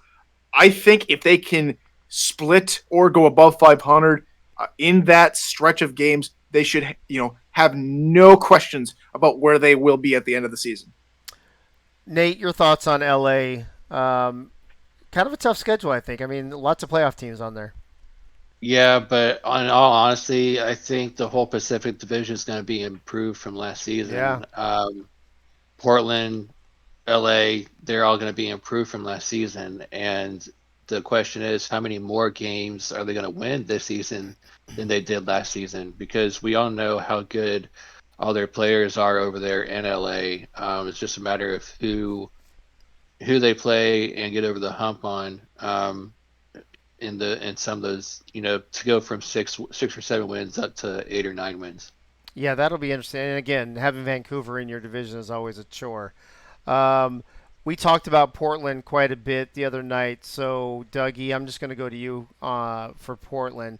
They play at Houston, who just missed the playoffs, Baltimore. But you get San Diego, Sioux Falls, maybe a Denver team that's not on the up and up this season. Before they really get into the meat of their schedule with having to hit London, Vegas, LA, closing out with Atlanta and Vancouver, I think this looks like a pretty favorable schedule for a team that we all think is probably going to make the playoffs this season. What do you think? Playoffs, I don't know about. Like we've been talking about a lot of the other teams, quarterback, they're going to have to bring in a quarterback that can lead them. So they're running 3 wide, got the fullback. Ezekiel Love is going to be the key to this offense this year. If he can do his thing, they can bring in a good quarterback that can complement the wide receivers and everything like that. Their defense, it looked tough last year. It can only probably get tougher. Yeah. So well, Bob Funk played his ass off last season. Oh yeah, he was definitely funky fresh. Let's see if we can do that again. Yeah, Portland is definitely trending up. Yep. So if they miss the playoffs this year, it'll be close. It'll be real close. It'll be like Fort Worth in season 6 or 15, right? Yeah. Portland getting some love in the chat.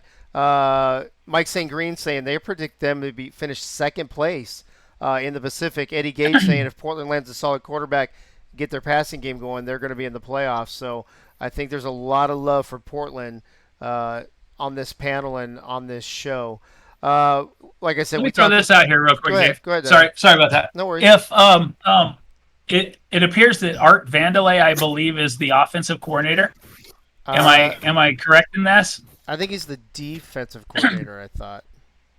Is he the defensive? I think he's the defensive. Is he? Art Vandelay, you're listening. Yeah, he's the DC. Okay. So my point was, if Art was to take over the offensive coordinator spot in Portland, then maybe they go to the playoffs because of the way he took San Jose Flight to the playoffs to the final. So who knows? So we'll see. We'll see. That's another good point, Dougie. We also talked extensively about San Diego the other night. I don't remember who it was.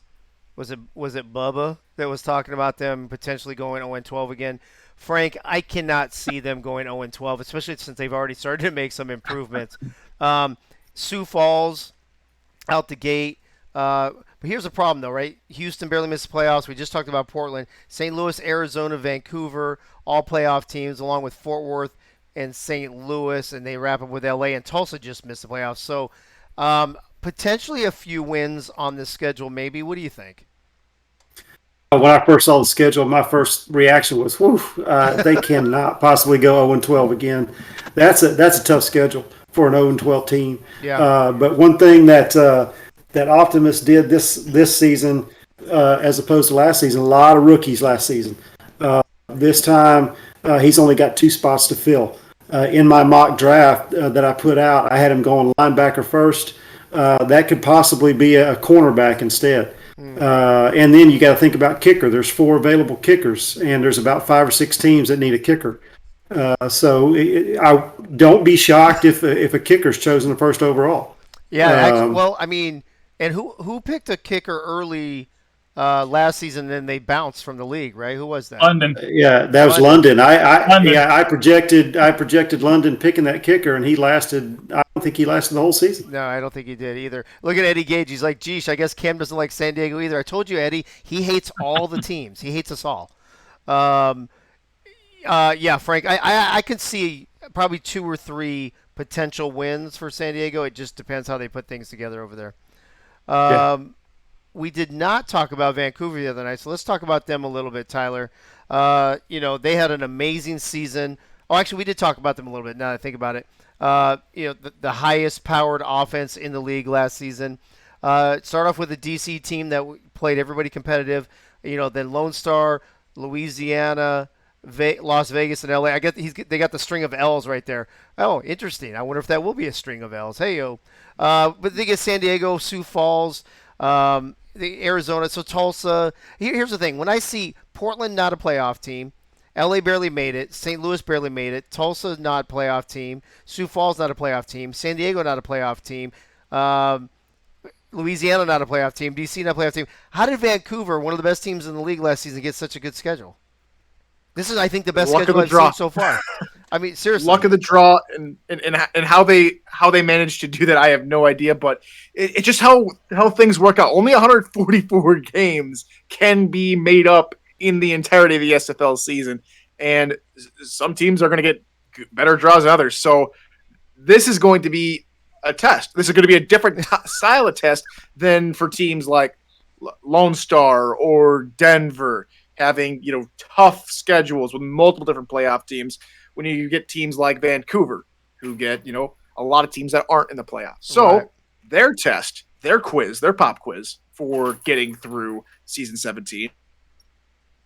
Do they keep their concentration? Do they keep their focus throughout the entire season? Do they make sure they take the wins they need to win? And I think Vancouver should go 4-0 in the division. I think that's a very reasonable assumption to make based on how Vancouver plays their style of football. So if they don't go, at least above 500 in the division, I wouldn't be too shocked. Actually, I would be shocked if they didn't go above 500 in the division. Other way around. But well, Vancouver has. I mean, which team are they playing twice? Is it LA? Let me look here. LA. Yes, LA. Oh, LA twice. LA. So I could see them going 3-1. I think if they split with LA, although you know what, playing at Portland last game of the season is not a cakewalk, right? It's not a cakewalk at all. Right. Nate, let me go to you. This is your former team. Dougie said earlier, Florida is going to win the championship. I got to tell you though, with the way Vancouver played last season and the schedule I'm looking at, they might be the favorites. What do you think? I don't know. I'm with you on this one with the division play. I think they split 2-2 just because they have to go to LA, who's improving, and to Portland, who we all know is improving. If you remember last season, yeah, Vancouver beat them 27-5. Right. But they improved a lot the second half of the season. And we talked a lot about holding Vancouver to only 27 points when they were scoring 40-something a game at the time. Yeah, exactly. So I think they make enough improvements depending on what the quarterback situation is over there after the draft this weekend. If they make the improvements that we all know they most likely will next season, I can see Vancouver going 2-2 in the division. But what I'm going to be keeping my eye on with Vancouver this season is how much of the reins are they going to give the new assistant GM over there this season? How are they going to incorporate her into their game planning and into their structure and into how they go week to week? So while I'm watching them play their games, of course, because I'm still going to be maybe not as fond of watching Vancouver games next season, but I'm still going to be rooting on and cheering on my wife that still plays over there. So while I'm watching those 12 games next season, I want to see how, because while I'm looking at the schedule, while you were talking to Tyler, I was looking at the schedule. First 6 games of the season, I was doing wins and losses, and I can see him going 3-3. Really? Through those first 6 potentially games. Lone Star, Louisiana, they have to Vegas. We know they got to go to Lone Star, which we know we got some additions over there. We've got some new eyes and ears doing scouting and recruiting and all this other stuff. So we're going to be an improved team. So I think that'll be an L for Vancouver next season. Las Vegas, I can see that going to Las Vegas, which is always a tough place to play. Depending on their quarterback situation again, that could be a potential tough game for them. At LA, that 5th game of the season, if they don't go 3-3, they'll go 4-2 just because of the Lone Star and Los Angeles game. Well, it's funny. Tyler and I see it one way, you see it another way. That's what I love about shows like this, right? We all have our different points of view and we see things differently. Real quick, let me get to a couple things in the chat. Yes, Jacob Clear, we were talking about Jack Lewis. Thank you for that. Oh, hey, Mike Twinscrew. Let's see what else we got here. Something else. Somebody else said. I thought I saw somebody say they thought Vancouver was going to go 10-2. Now I don't see it. Oh, there it is. Oh, it's Charles. Charles thinks they're going to go 10-2. All right. So, I think Vancouver is the clear front runner in that division again, and potentially even for the whole league, possibly. All right. Let's move on to our last division of the night, the Atlantic Division. Had potential, I think, along with the South to battle for the toughest division in the season last season. With the changes going on in Jacksonville and changes in Charleston and stuff, maybe not. But maybe not this season. Let's start off with Carolina. We did not talk Carolina. No, we didn't. We didn't talk Carolina or Charleston much. We did talk Florida, but not Carolina and Charleston very much. So let me get a couple of your opinions here, Dougie, starting with you. Right out the gate, they got to go to Louisiana, then they get Mexico City and Lone Star. The 3 games right out the gate. It's cool the way that Cam set it up for Lone Star and Carolina because we have the 2 teams with the most people going to the convention, so that'll be cool. But Charleston, Tulsa, Jacksonville, Queen City, Houston, nice. I think that's a very favorable middle part of their schedule. Then they got to go to London. They got to play Baltimore. Of course, they wrap up with Florida. So this look like a 500 type of schedule to you, or how do you see it? I could see them probably going 500. They bring in Matt South from Portland as their new quarterback. Their wide receivers look pretty decent. You know, their team kind of resembles last year, but they did lose Christopher Colon to Vegas, so they'll have to replace that guy. Louisiana, Mexico City, Lone Star. They would. They would. I think they would be lucky to get out of those 3 first games with a win. Yeah, and I think Frank, is you piggybacking on what Dougie said. If they can't squeak some of those tough wins out, they do at least have that middle portion of the schedule that looks pretty favorable. But they got the bookends, right? They start off tough, they end tough. Do you see them going over 500 looking at this? Their schedule's like a hot pocket out of the microwave. It's scalding hot on the ends, and it's ice cold in the middle. Hot pocket. I could see. I don't see them. I don't see them making 500. Interesting. Let's count. You know what? Let's count it just real quick. I want to see. So, let's say they go 1-2 in those first 3. I could see maybe Charleston, Tulsa. That's 3. Jacksonville could be 4. Queen City could be 5. Houston could be 6. Charleston. I could see them going 6-6 possibly. Frank. I'm thinking more 5-7. Dougie, what do you think? 5-7, 6-6, 7-5. Where do you think they are? Or are they less than that?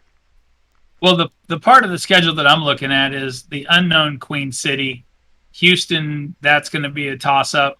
London, Baltimore. That's going to be really tough. Yeah. And then they got Charleston and then Florida to finish it out. Oh, that's going to be. Doesn't Carolina always play Baltimore tough though? Surprisingly, they do. So I don't know. You never know. Yeah, in this league, you never know. You never know. Well, just ask Harish. There you go. Well, let's go to the other Carolina team real quick. Tyler, Charleston, under new ownership, by the way. In case you missed the breaking news, Allen stepping down, Johnny Bravo and Jack Brown will be the new owners there. They get to travel to Vegas, and they get a revamped Louisiana team, a tough DC team, and then at Carolina, which is, I would say, maybe their divisional rival, if you will. Then they get Fort Worth and Lone Star. That's always tough, back-to-back games. San Diego Sioux Falls looks favorable. At Florida will be tough. Queen City, Carolina again, Jacksonville. I don't think this looks that terrible of a schedule for Charleston. Tyler, what do you think? No, let's see what the new owners can do. I know, Jack Brown, again, going to be leading the charge in the way of the tackle department. So maybe their defense, continues to evolve, continues to improve, and maybe that's how they win games, because their offense can be very hit or miss. I know Buchanan Simons has made a lot of great plays, especially last season, made a lot of great plays early, was cooled off and completely, maybe ice cold to finish out the season. They can't have that. Their offense has to stay strong throughout. And their last half of the season is against more favorable opponents. Right. So if they come out hot and stay hot, there's no reason that this team can't finish above 500, but it all depends on how well their offense plays. If they lose confidence for maybe losing a few too many games in the early season, this team will be right back where they were from a season ago. Well, Nate, Gunny has a really good point. He says, I like Johnny Bravo and not the cartoon version, even though I do like his hair. Speaking of hair, that's why I went to you, Nate. You and me in the same ballpark here, buddy. What do you think about Charleston's schedule? And what do you think about what Tyler said too? I think he's got a point, right? If they can win the tough games, they have a more favorable second half of the schedule for them. Yeah, that big question mark is, will they be able to win those tough games? Are they going to be at that next level where they're going to be able to pull off some of those games that we initially thought they might lose at first? So that first 6-game stretch is going to be the, make or break part of the schedule for Charleston next season. If they can get through that first half of the season 3-3, or even 2-4, I think would set them up with that good of a second half schedule to possibly finish with a good enough record to go into the playoffs. You know what's funny? Hold on. Charles just asked, is Charleston moving away from the two tight end scheme? Jacob Clear answering yes for right now, so that'll be interesting too. See how that affects their draft this weekend. Doug, before I go to you and just talk about Florida briefly, because we did talk about Florida a lot on Tuesday night. How great of a story would it be for Johnny Bravo and Jack Brown to take over this franchise and go to the playoffs in their first season and really make some noise in this league? How cool would that be? And then talk about the Florida schedule, Dougie. That would be horrible. That would be horrible. Looking at the weapons that they have, I mean, they've got the weapons to do it. TD Drew, Keith Swearingen, they mentioned Swearingen, Buchanan. Yeah. Swearingen just needs to be more consistent. Yeah, so he needs to up his consistency. Buchanan Simons, he's always a threat. You never know, but like you said, he's hot and cold. Consistency, right? He played out his mind first half of the season and then kind of teared off. Yeah. So I mean, it's just who do you get at the right time? So that's definitely for Charleston. But with Charleston, I wish Charleston the best of luck. It's going to be a fun season for them, to get it going. So it will be. We'll new ownerships are always fun.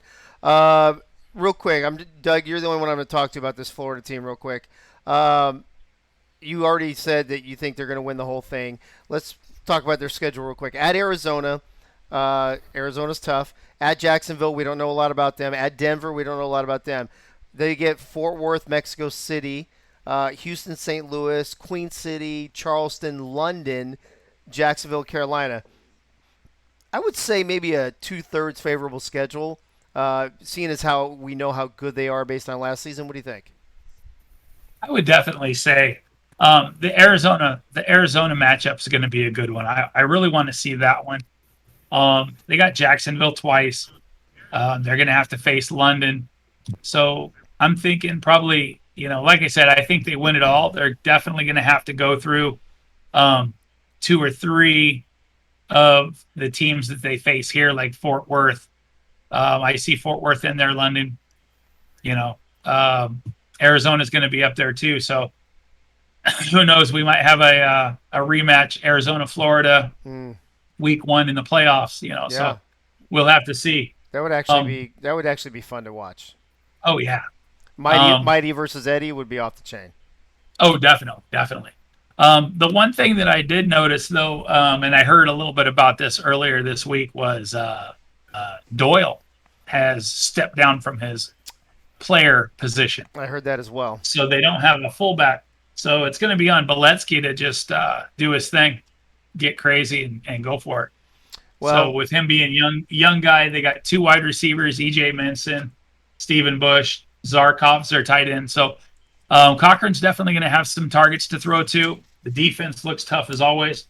The 6 DBs, I've always kind of questioned that, but hey, it is what it is. Yeah. Well, So real quick, more importantly, in the chat, somebody asked, or somebody said Doug Day is the Twinkie King, but we lost track of the count. What happened to the Twinkie count? Where are we at? Are we still on? Don't even tell me we're still on 3, bro. That was like an hour ago. What's he pulling? What's a Dougie pulling out another Twinkie from the box? Live right here on Access Live. Frank, Twinkies aside, let's talk about who I feel is possibly the most intriguing team going into season 17. They lost, what was it, like 13, 14 players, whatever it was. Mike All has been saddled with the responsibility of rebuilding this team. They get to, and then you see their schedule, and the first 2 games are against the 2 teams that were in the championship game. And then you get Atlanta, you get London, who just won free agency. You get St. Louis, a playoff team. So the first 5 games, not kind at all. Carolina, Tulsa, well, maybe we'll see. But then you get Mexico City, Baltimore, DC's always tough. And then, guess what? We get to play Florida again. I think it's going to be a long season for Jacksonville this season. What do you think? I agree with you. It's too many holes. Mike's going to do a great job. He's going to get it all taken care of. Hey, it's just not going to be. It's just not going to be this season. I think it's an uphill battle. Up and down the schedule, it's going to be tough. Again, you don't know what Denver's going to have, but to sit there and play Florida, Atlanta, London, St. Louis all in a row, that's going to be a hard section of the schedule there. And then you turn around Mexico City, Baltimore, and then Florida again. It's just going to be tough. 3-4 wins maybe. I just, like I said, Mike's going to do a great job. I just don't think it's going to be this season. Tyler, do you agree with Frank? Yeah, I think Jacksonville is definitely going to struggle. I think they're going to finish around 500. I don't think they're going to be. Really? I don't think they're really going to surprise. That's actually many better people. than I was thinking, to be honest with you. I don't think they're going to surprise too many people. I think they're going to have some hard-fought victories, but they're also going to have some very hard and tough losses against some quality teams. Again, could easily go 5-7, could easily go 7-5 with how things go their way. But no, Mr. Michael, they are not going 2-10. Nate, real quick. Obviously, bringing Marcus Dunhill out of retirement to quarterback this team is a big plus. Now, he's had to take a step back because he's been out for 2 seasons. So, again, rebuilding season, maybe he doesn't do it this season. It gives them hope for the future, I think. But I don't know. What do you think about Jacksonville this season? Look, I'm a big Mike All fan, and aren't we all? Yeah, right. Oh, and yeah. MSG earlier in chat said I wouldn't count Jacksonville out at all. He misspelled all. Yeah, go ahead. He did, but we're going to give him, benefit of the doubt on that one. But I'm going to tend to agree with MSG on this one. Do not count Jacksonville out. Marcus Dunhill might, he'll be taking a step back from his level of play when he won a championship with Atlanta in season 14. But I don't think he's going to take that big of a step back. I think he's going to play well enough to get this team back to the playoffs. And, Jared Willis is going to be Jared Willis no matter what week it is. So as long as they've got him in the backfield, and Marcus, that 1-2 punch of Marcus Dunhill and Jared Willis, that might be enough for this team to make it to the playoffs again. Possibly. Dougie, I'm going to give you the last word on Jacksonville here, but before I do, they're getting a lot of love in the show chat. Everybody's saying, don't count them out. I've never seen them not in the playoffs. Frank knows what he's doing. And yes, and I get all that, but when you scrap 13 players and have to rebuild it from scratch, you have to be at a disadvantage from the team that you were a season ago when you were one of the top 5 teams. Yeah. Unless they can pull something out in the next 2 hours, they're probably going to have to draft all of their linebacking core. Somebody said in chat, and I just kind of confirmed it over here on my board, they have 7 openings. Ooh. So are they gonna? I mean, yeah, they got 2 corners, a free safety, strong safety. Are they gonna go a 5th DB? So they're 3 gonna have a lot of linebackers? rookies. They're gonna have a lot of rookies Yeah, like so DC. they're gonna have a lot of. They're gonna have a lot of. Yeah, like DC last year. Right. But on the other side, like you said, they've got Dunhill, Willis, Shea Carroll came over, Kingston Ellington came over. You know, Jack Wall is always a hard charging, tough player. Yeah. Hunter you know, Norwood. The Yeah. Hunter, whoever the Hunter guy is. Yeah. He's okay. So he's okay, I guess. But Mike, we love you in Jacksonville, and we wish you the best. And it's going to be an interesting story to follow along and see what happens. I agree. I think, like I said at the beginning of this, I think they're the most intriguing team of season 17. So we're going to keep a close eye on them. We're all gonna keep our eye on you, Mike. All right, folks, that wraps up our team schedule breakdowns for season 17. Before I get to our 2 big announcements, I do like to remind everybody to catch the other shows in the league. AJ dropped a new show yesterday, so please catch that. Coach dropped one earlier today. So please catch on that. Michael, I love your eyes, Dave. Thanks, buddy. Nelson will be on. We'll be back on tomorrow night. And then I got a DM from Eddie Gage earlier that said the next Say It With Your Chest will be this Saturday at 4 p.m. So pre-draft, Say It With Your Chest before the draft. So good timing on that show for Eddie. And then we have any update or news from the NETMA front yet, Tyler?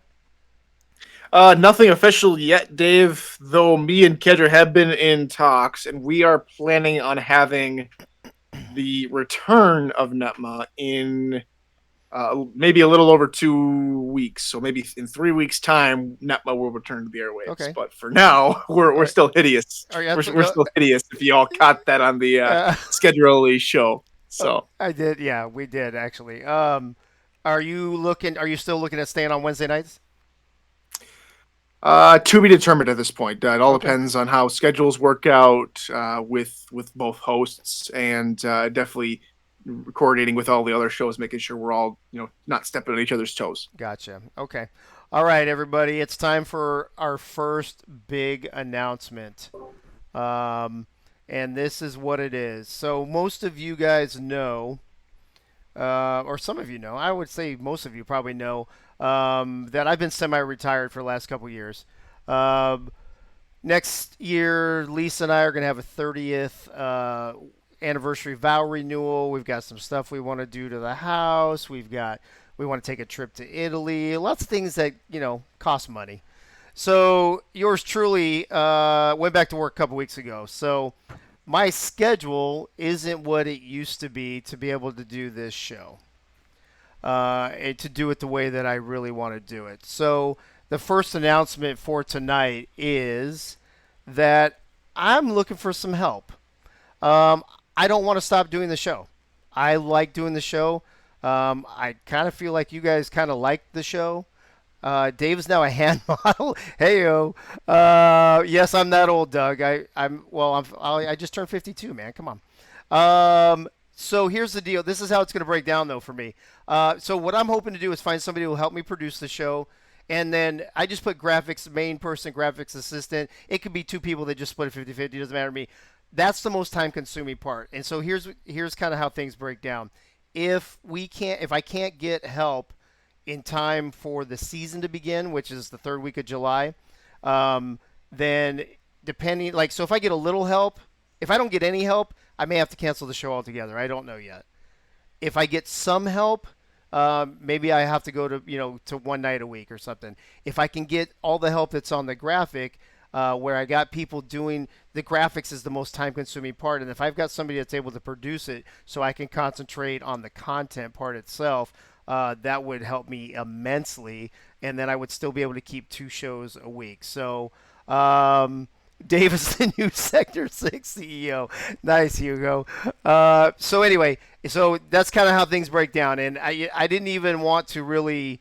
I've been trying to do it myself. I've been trying to get it done, but going back to work and stuff, it's just with the amount of work that goes into we've got 24 teams, 12 games, and God forbid we get to the part of the season where the SFL is winding down in the SFL minor league. Now we're doing 16 games. It's just, and graphics and all the data that goes on there. It's a lot of work. It's very labor intensive. So in order to keep the show going at where I hope it stays, or where I would want it to stay, I'm going to need some help from some folks. So that is announcement number one. That being said, with my because of my time, sorry, people are already DMing me. That's great. Because of my lack of time now, I guess to say, I'm gonna have to make another announcement. There's just only so many hours in the day. There's only so many ways that somebody can be pulled how many directions. So I'm going to have to announce here on this show that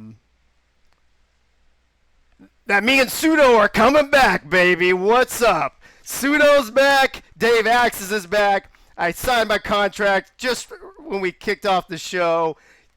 I know you guys thought I was bouncing. I'm not going anywhere. You can't get rid of me that easy. Boom, shakalaka.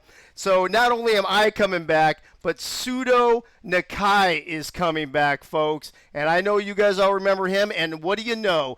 Guess who's in the green room? Who's on the phone? Charles, Pseudo Nakai, welcome to the show. Sorry it took so long to get to you. I know we've been bursting at the seams all day for this. How you doing, bro? Man, this is past my bedtime, brother. I know it is. But tell us, how excited are you about bringing Pseudo Nakai back to the SFL? I'm excited, man, because I get to stand in the backfield with my sister-in-law, Ike. Yeah, that right. So that you got that tandem right there. That's awesome. So you changed number. What was your number before with Pseudo? It was 44, but Bo wouldn't let me get his. Dude, we should just cut him.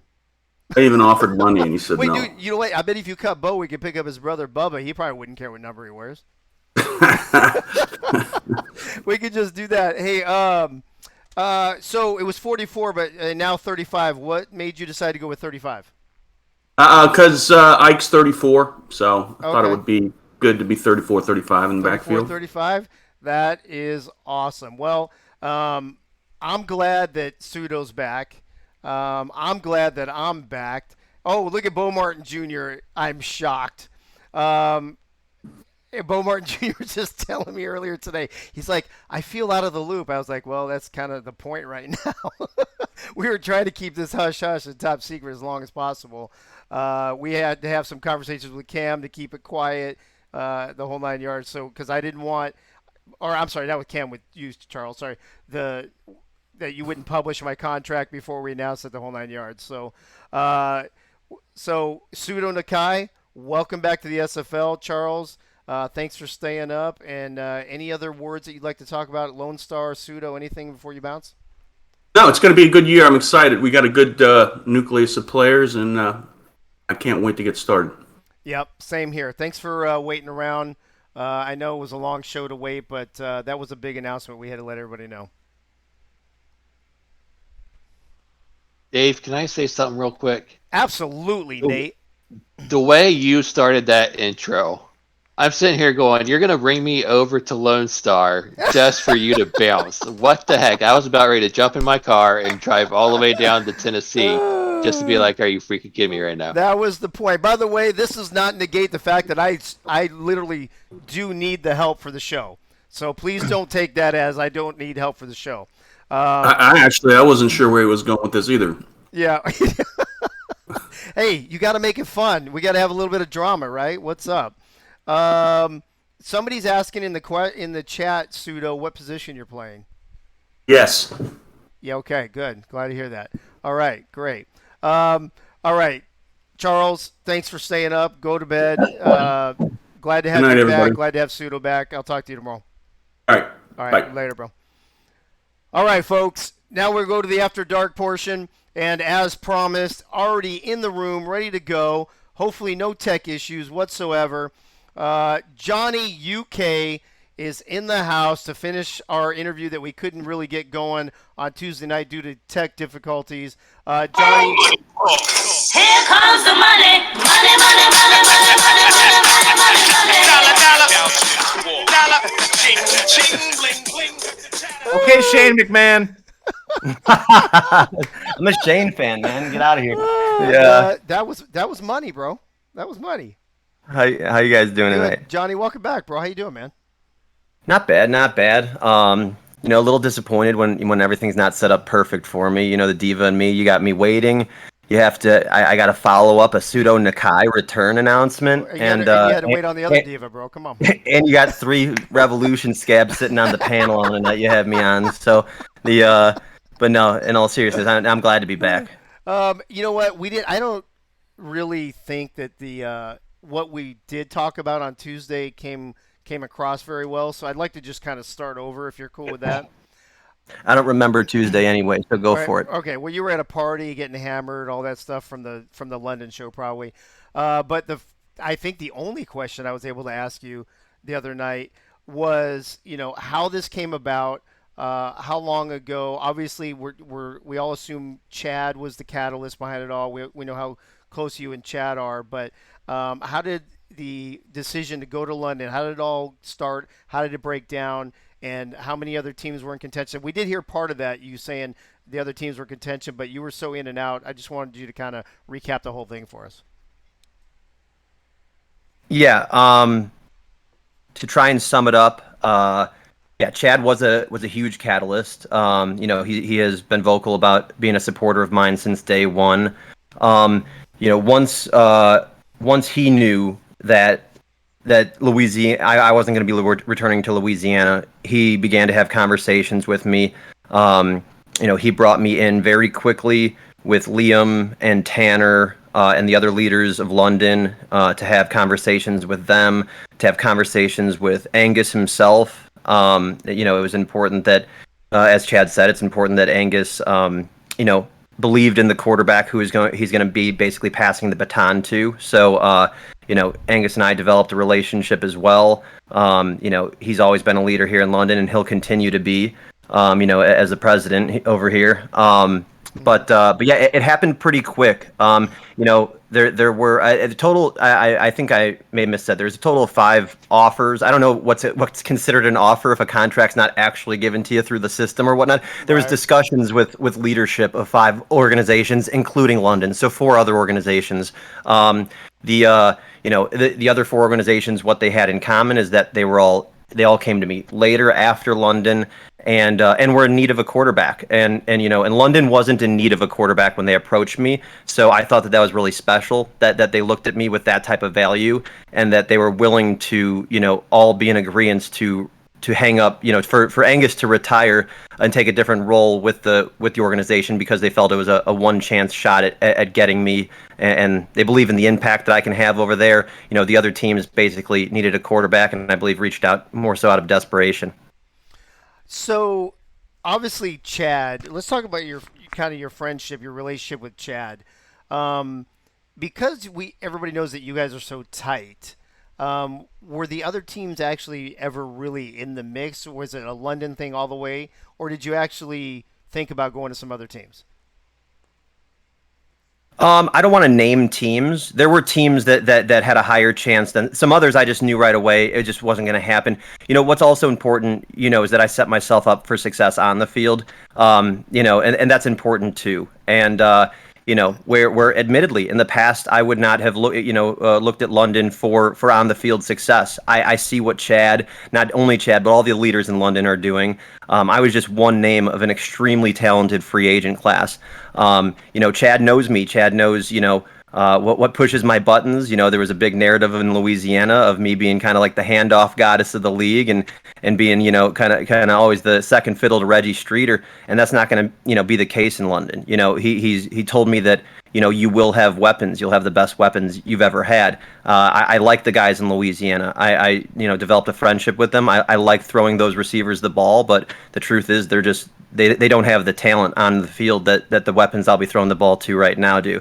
I love you, Frank. But but you're almost as good looking as Benji. But besides that, no, I mean, Saren Storm, I'm glad to be reunited with him. Saren, who's my slot receiver, was my number 1 receiver back in season 15 when we had a great run in Louisiana. So, to think that he was better than my number 1 and number 2 receiver in Louisiana, and he's playing my slot, and I got a stud like Kalia to throw the ball to. I got Mike St. Green, who's going to be balling out for me. The guy's a beast, and I mean, we are going to have some fun in London, and it's a new element for me. It's a new type of pressure. I think, and I'm excited about both sides of the ball.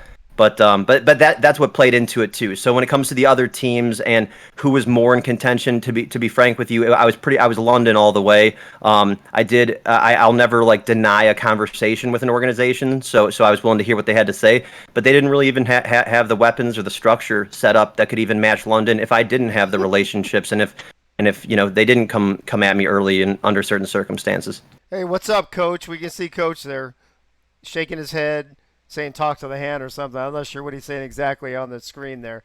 Johnny. Oh, not just because Coach is talking smack. I just want to point out, I find it funny because when the news was broke, he was one of the first to kind of publicly, make fun of me, give me a hard time.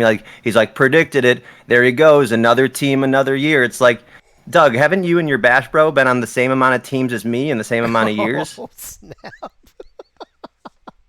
I think so. But anyway, yeah. So what else you got for me, Dave? Couple more questions, bro. You were talking about all the weapons you have on the offensive side and defensive side of the ball. I was just going to ask you, I mean, how about that show you guys put on the other night? That was pretty amazing. It was fun. It was really fun. And all the credit goes to Benji. I mean, he really worked hard. I know he lost sleep over it. He was nervous about it. He couldn't stop, for days. He's managing his own kids. I could hear his kids in the back of the car while he's asking us questions about how we're going to do this. And he took the time to make sure all the, rookies were technically set up. And he had to make a couple last second pivots, which is why you saw some technical issues with the show, going from one piece of software to another piece of software. But, he was a natural, and I really loved how the organization as a whole, really wanted to make it special for us free agents. All right, last question. Only because it's getting late. I wanted to spend more time with you tonight, but the show ran a little long. But this is kind of an important question, I think, especially with the people we have on the panel here right now. Oh, great. So you already know. I mean, we can already assume from you how well you feel London's going to do. But all right, we're going to make history, baby. Okay. We're going to be a playoff. Well, then, sure. What's your prediction for Louisiana this season? I took a brief look at their schedule, and I've kept track of some of the moves they've made this season. I don't think that they're gonna take a step forward from where they were last year. I just don't see it, on paper. I hear the big thing about the Magic 3 they brought over. But people keep giving them credit for signing people, but they're not noting all the people that they've lost and who those people are supposed to try and replace. So I think that that's a big thing when you go to no offense. Mike Ryan and Doug Day. You guys are a step down from Wyo and Nathan Blake, and I'm not saying that you guys don't have potential. I'm just going by the numbers. And you look at Coach Craven. He's a great linebacker, but he's a step down from Blake Craze. So these guys. It was a huge signing for Louisiana, or else they'd be in big trouble. It was a must to bring all these guys over, but people are neglecting the people who they've lost too. So I see their defense taking a slight step back. I think in a year they could be back to being a power type defense that they were in my first year with them. And offensively, I think their biggest additions are a fullback and a punter.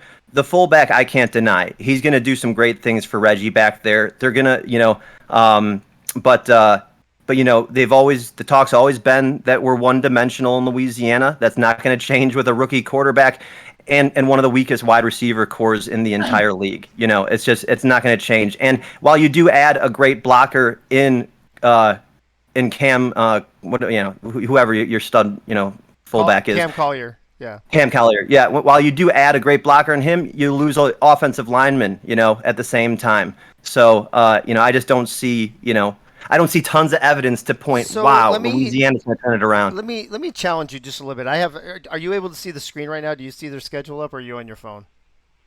No, I can see the screen. Okay, so Louisiana only won 4 games last season. So when you look at this schedule that has potentially, and again, we're not calling teams out just based on their performances last season. Carolina, not a playoff team. Charleston, not a playoff team. DC, not a playoff team. Denver, we don't know what to expect from them. Tulsa, not a playoff team. St. Louis, barely a playoff team. That's 6 potential wins right off the bat. I mean, but Louisiana wasn't a playoff team. You're talking as if they're a higher pedigree than the teams you're mentioning, Well, So, I mean, depending on how each team retools, obviously. But what I'm saying is that you don't see, even based on this schedule and who's on it, you don't see the potential for 5 or 6 or even 7 wins.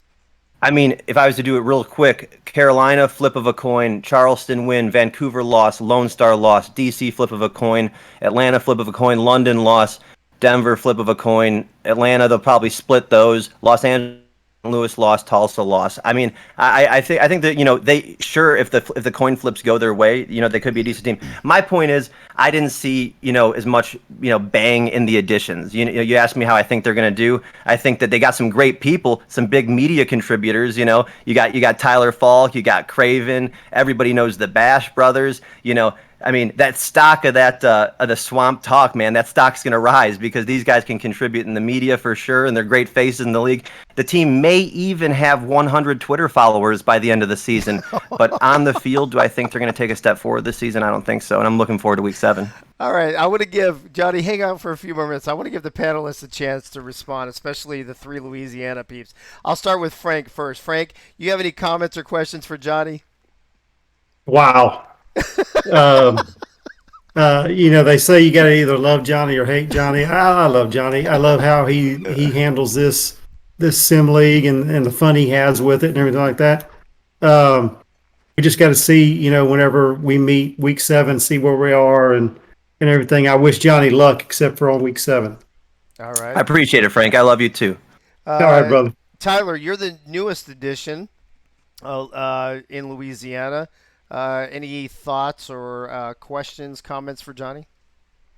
No, I think that Johnny has a good holistic idea of what kind of team Louisiana is and what our struggles are really going to be. And again, he's been in the league a lot longer than I, and we can all tell that by my predictions at the beginning of the season, with season 16 on NETMA, right.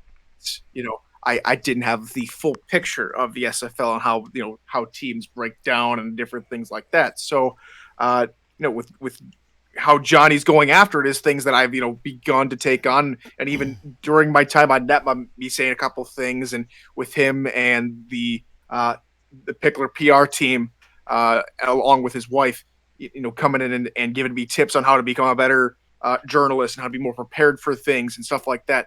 I get that. I fully understand that. And I respect the ideas and the comments that he's made on Louisiana. I think that Louisiana is going to maybe be better coached than years past.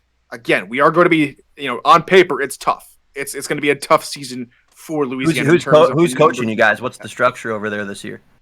I don't have the full picture for you. I'm sure Frank and those guys can. I'm just one piece of the cog. I know what I'm doing. I'm doing scouting for Louisiana. That's what I know. That's what I know for sure. Man, you signed a contract. You don't even know who's coaching you. Everybody's if that cat could talk, he would have told you to run far the fuck away from Louisiana. Well, anyways, it's going to be tough. It's going to be tough, Johnny, and I respect your idea. I think we're going to win more than 4 games, though. Nate, before I go to Dougie, and hey, Doug, while I'm talking to Nate, maybe if you don't have the answers of the coaching thing, or maybe you could ask Coach, and maybe we can get that answer for Johnny when I get to you. But Nate, in the meantime, what do you think about Johnny's comments tonight? What do you think about Louisiana's schedule, and will they win more than 4 games this season? I'm going to stay away from the whole schedule thing. The only thing I'm going to say to Johnny is, hey, buddy, we got through some differences over the last last season after some miscommunications. And I wish you nothing but the best over there in London this year. You're going to do awesome things over there. I can just see it. I really appreciate that, Nate. And drinks on me when you get that victory week 3. Oh no, you're with Lone Star. Never mind. I thought. Oh yeah, I'm with Lone Star. So yeah, week 4. Well, Andy, Week 4. that still holds true to you if you'll accept a drink from me. But either way, no, I appreciate the kind words, bud. I think Andy will have somebody taste it first before he takes a drink from you. All right, Doug, let's wrap things up with you, buddy. What do you got for Johnny? And do you know the answer to the coaching question? I do. But I am not at liberty to discuss such things. Oh, okay. All right. I'm just a measly little strong safety. But yeah, so like Johnny was saying, I mean, and Tyler said the same thing. It's like we're gonna be There's Coach Craven's response. on paper, it's gonna be tough. I mean, how do you replace a guy? Tell Coach he has enough time on this show already. He said you got enough time. How do you replace a guy like Wyatt? I mean, right? He's a great player. Check back with me for season 18. I will be right up there with him. But on paper, we got a lot of work to do. We got a lot of spots to fill. We've had some, they've had some changes, added some people, dropped some people, moved some people around. So yeah, it's definitely going to be an interesting season for Louisiana. We did kind of have a feeling, I think like the most of the league, that Johnny was going to go to London, but it was just with what Johnny has in London, they're going to be dangerous. They're going to be scary. But this is the SFL. You never know what the AI and R62 has up their sleeves. So we'll just have to see what happens. And I've never personally had any hard feelings with Johnny. I think it's the SFL. You have to, in the SFL, make yourself known. Like he said, everybody knows the Bash Brothers. Everybody knows Johnny. So good luck in London, and see you in the playoffs. There you go. Sounds good, bud. Johnny, last word to you before we wrap this shindig up. No, appreciate you having me on. Congratulations on your signing, bud, and on another successful show. Thanks, all you panelists, Revolution or not, you guys always do a great job. Great dissection of the whole show. As I sat here and waited for another one of my 15 minutes of fame, you guys did a terrific job. It was a little bit too much of a me giving my opinions on Revolution, but more so I just want to get the point across that I'm very, very excited to be in London. I love all my teammates. Go Knights. Let's do it from the top down. Let's go, boys. Honor the code. That's all. All right, Johnny. Thanks for coming on, bro. Sorry Tuesday didn't work out, but I think this worked out even better. So I appreciate you making the time to come on again, and I'm sure we'll talk soon. All right, have a good one, boys. All right, bro. Later. All right, everybody. That's a wrap. I know it's a long show, but we got a lot accomplished tonight. We touched base on the London show. We went through all the team schedules. Whether we talked about them on Tuesday or night, we still at least touched on them a little bit. We went really in depth with some of the teams that we did not talk about on Tuesday.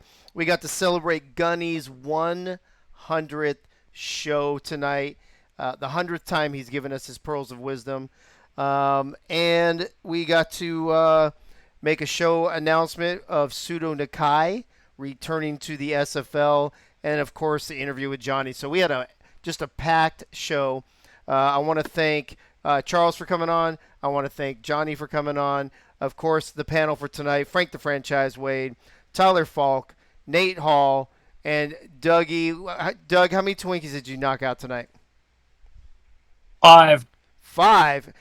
Yeah. See, this you were. You know what? This is like It's a marathon, bro. You sprinted. You ate those first 3 in like the first 15 minutes, and then you could only do 2 for the next hour and 45 minutes. He has nothing on Chad. You gotta, I was gonna say you gotta pace yourself better next time you're on, bro.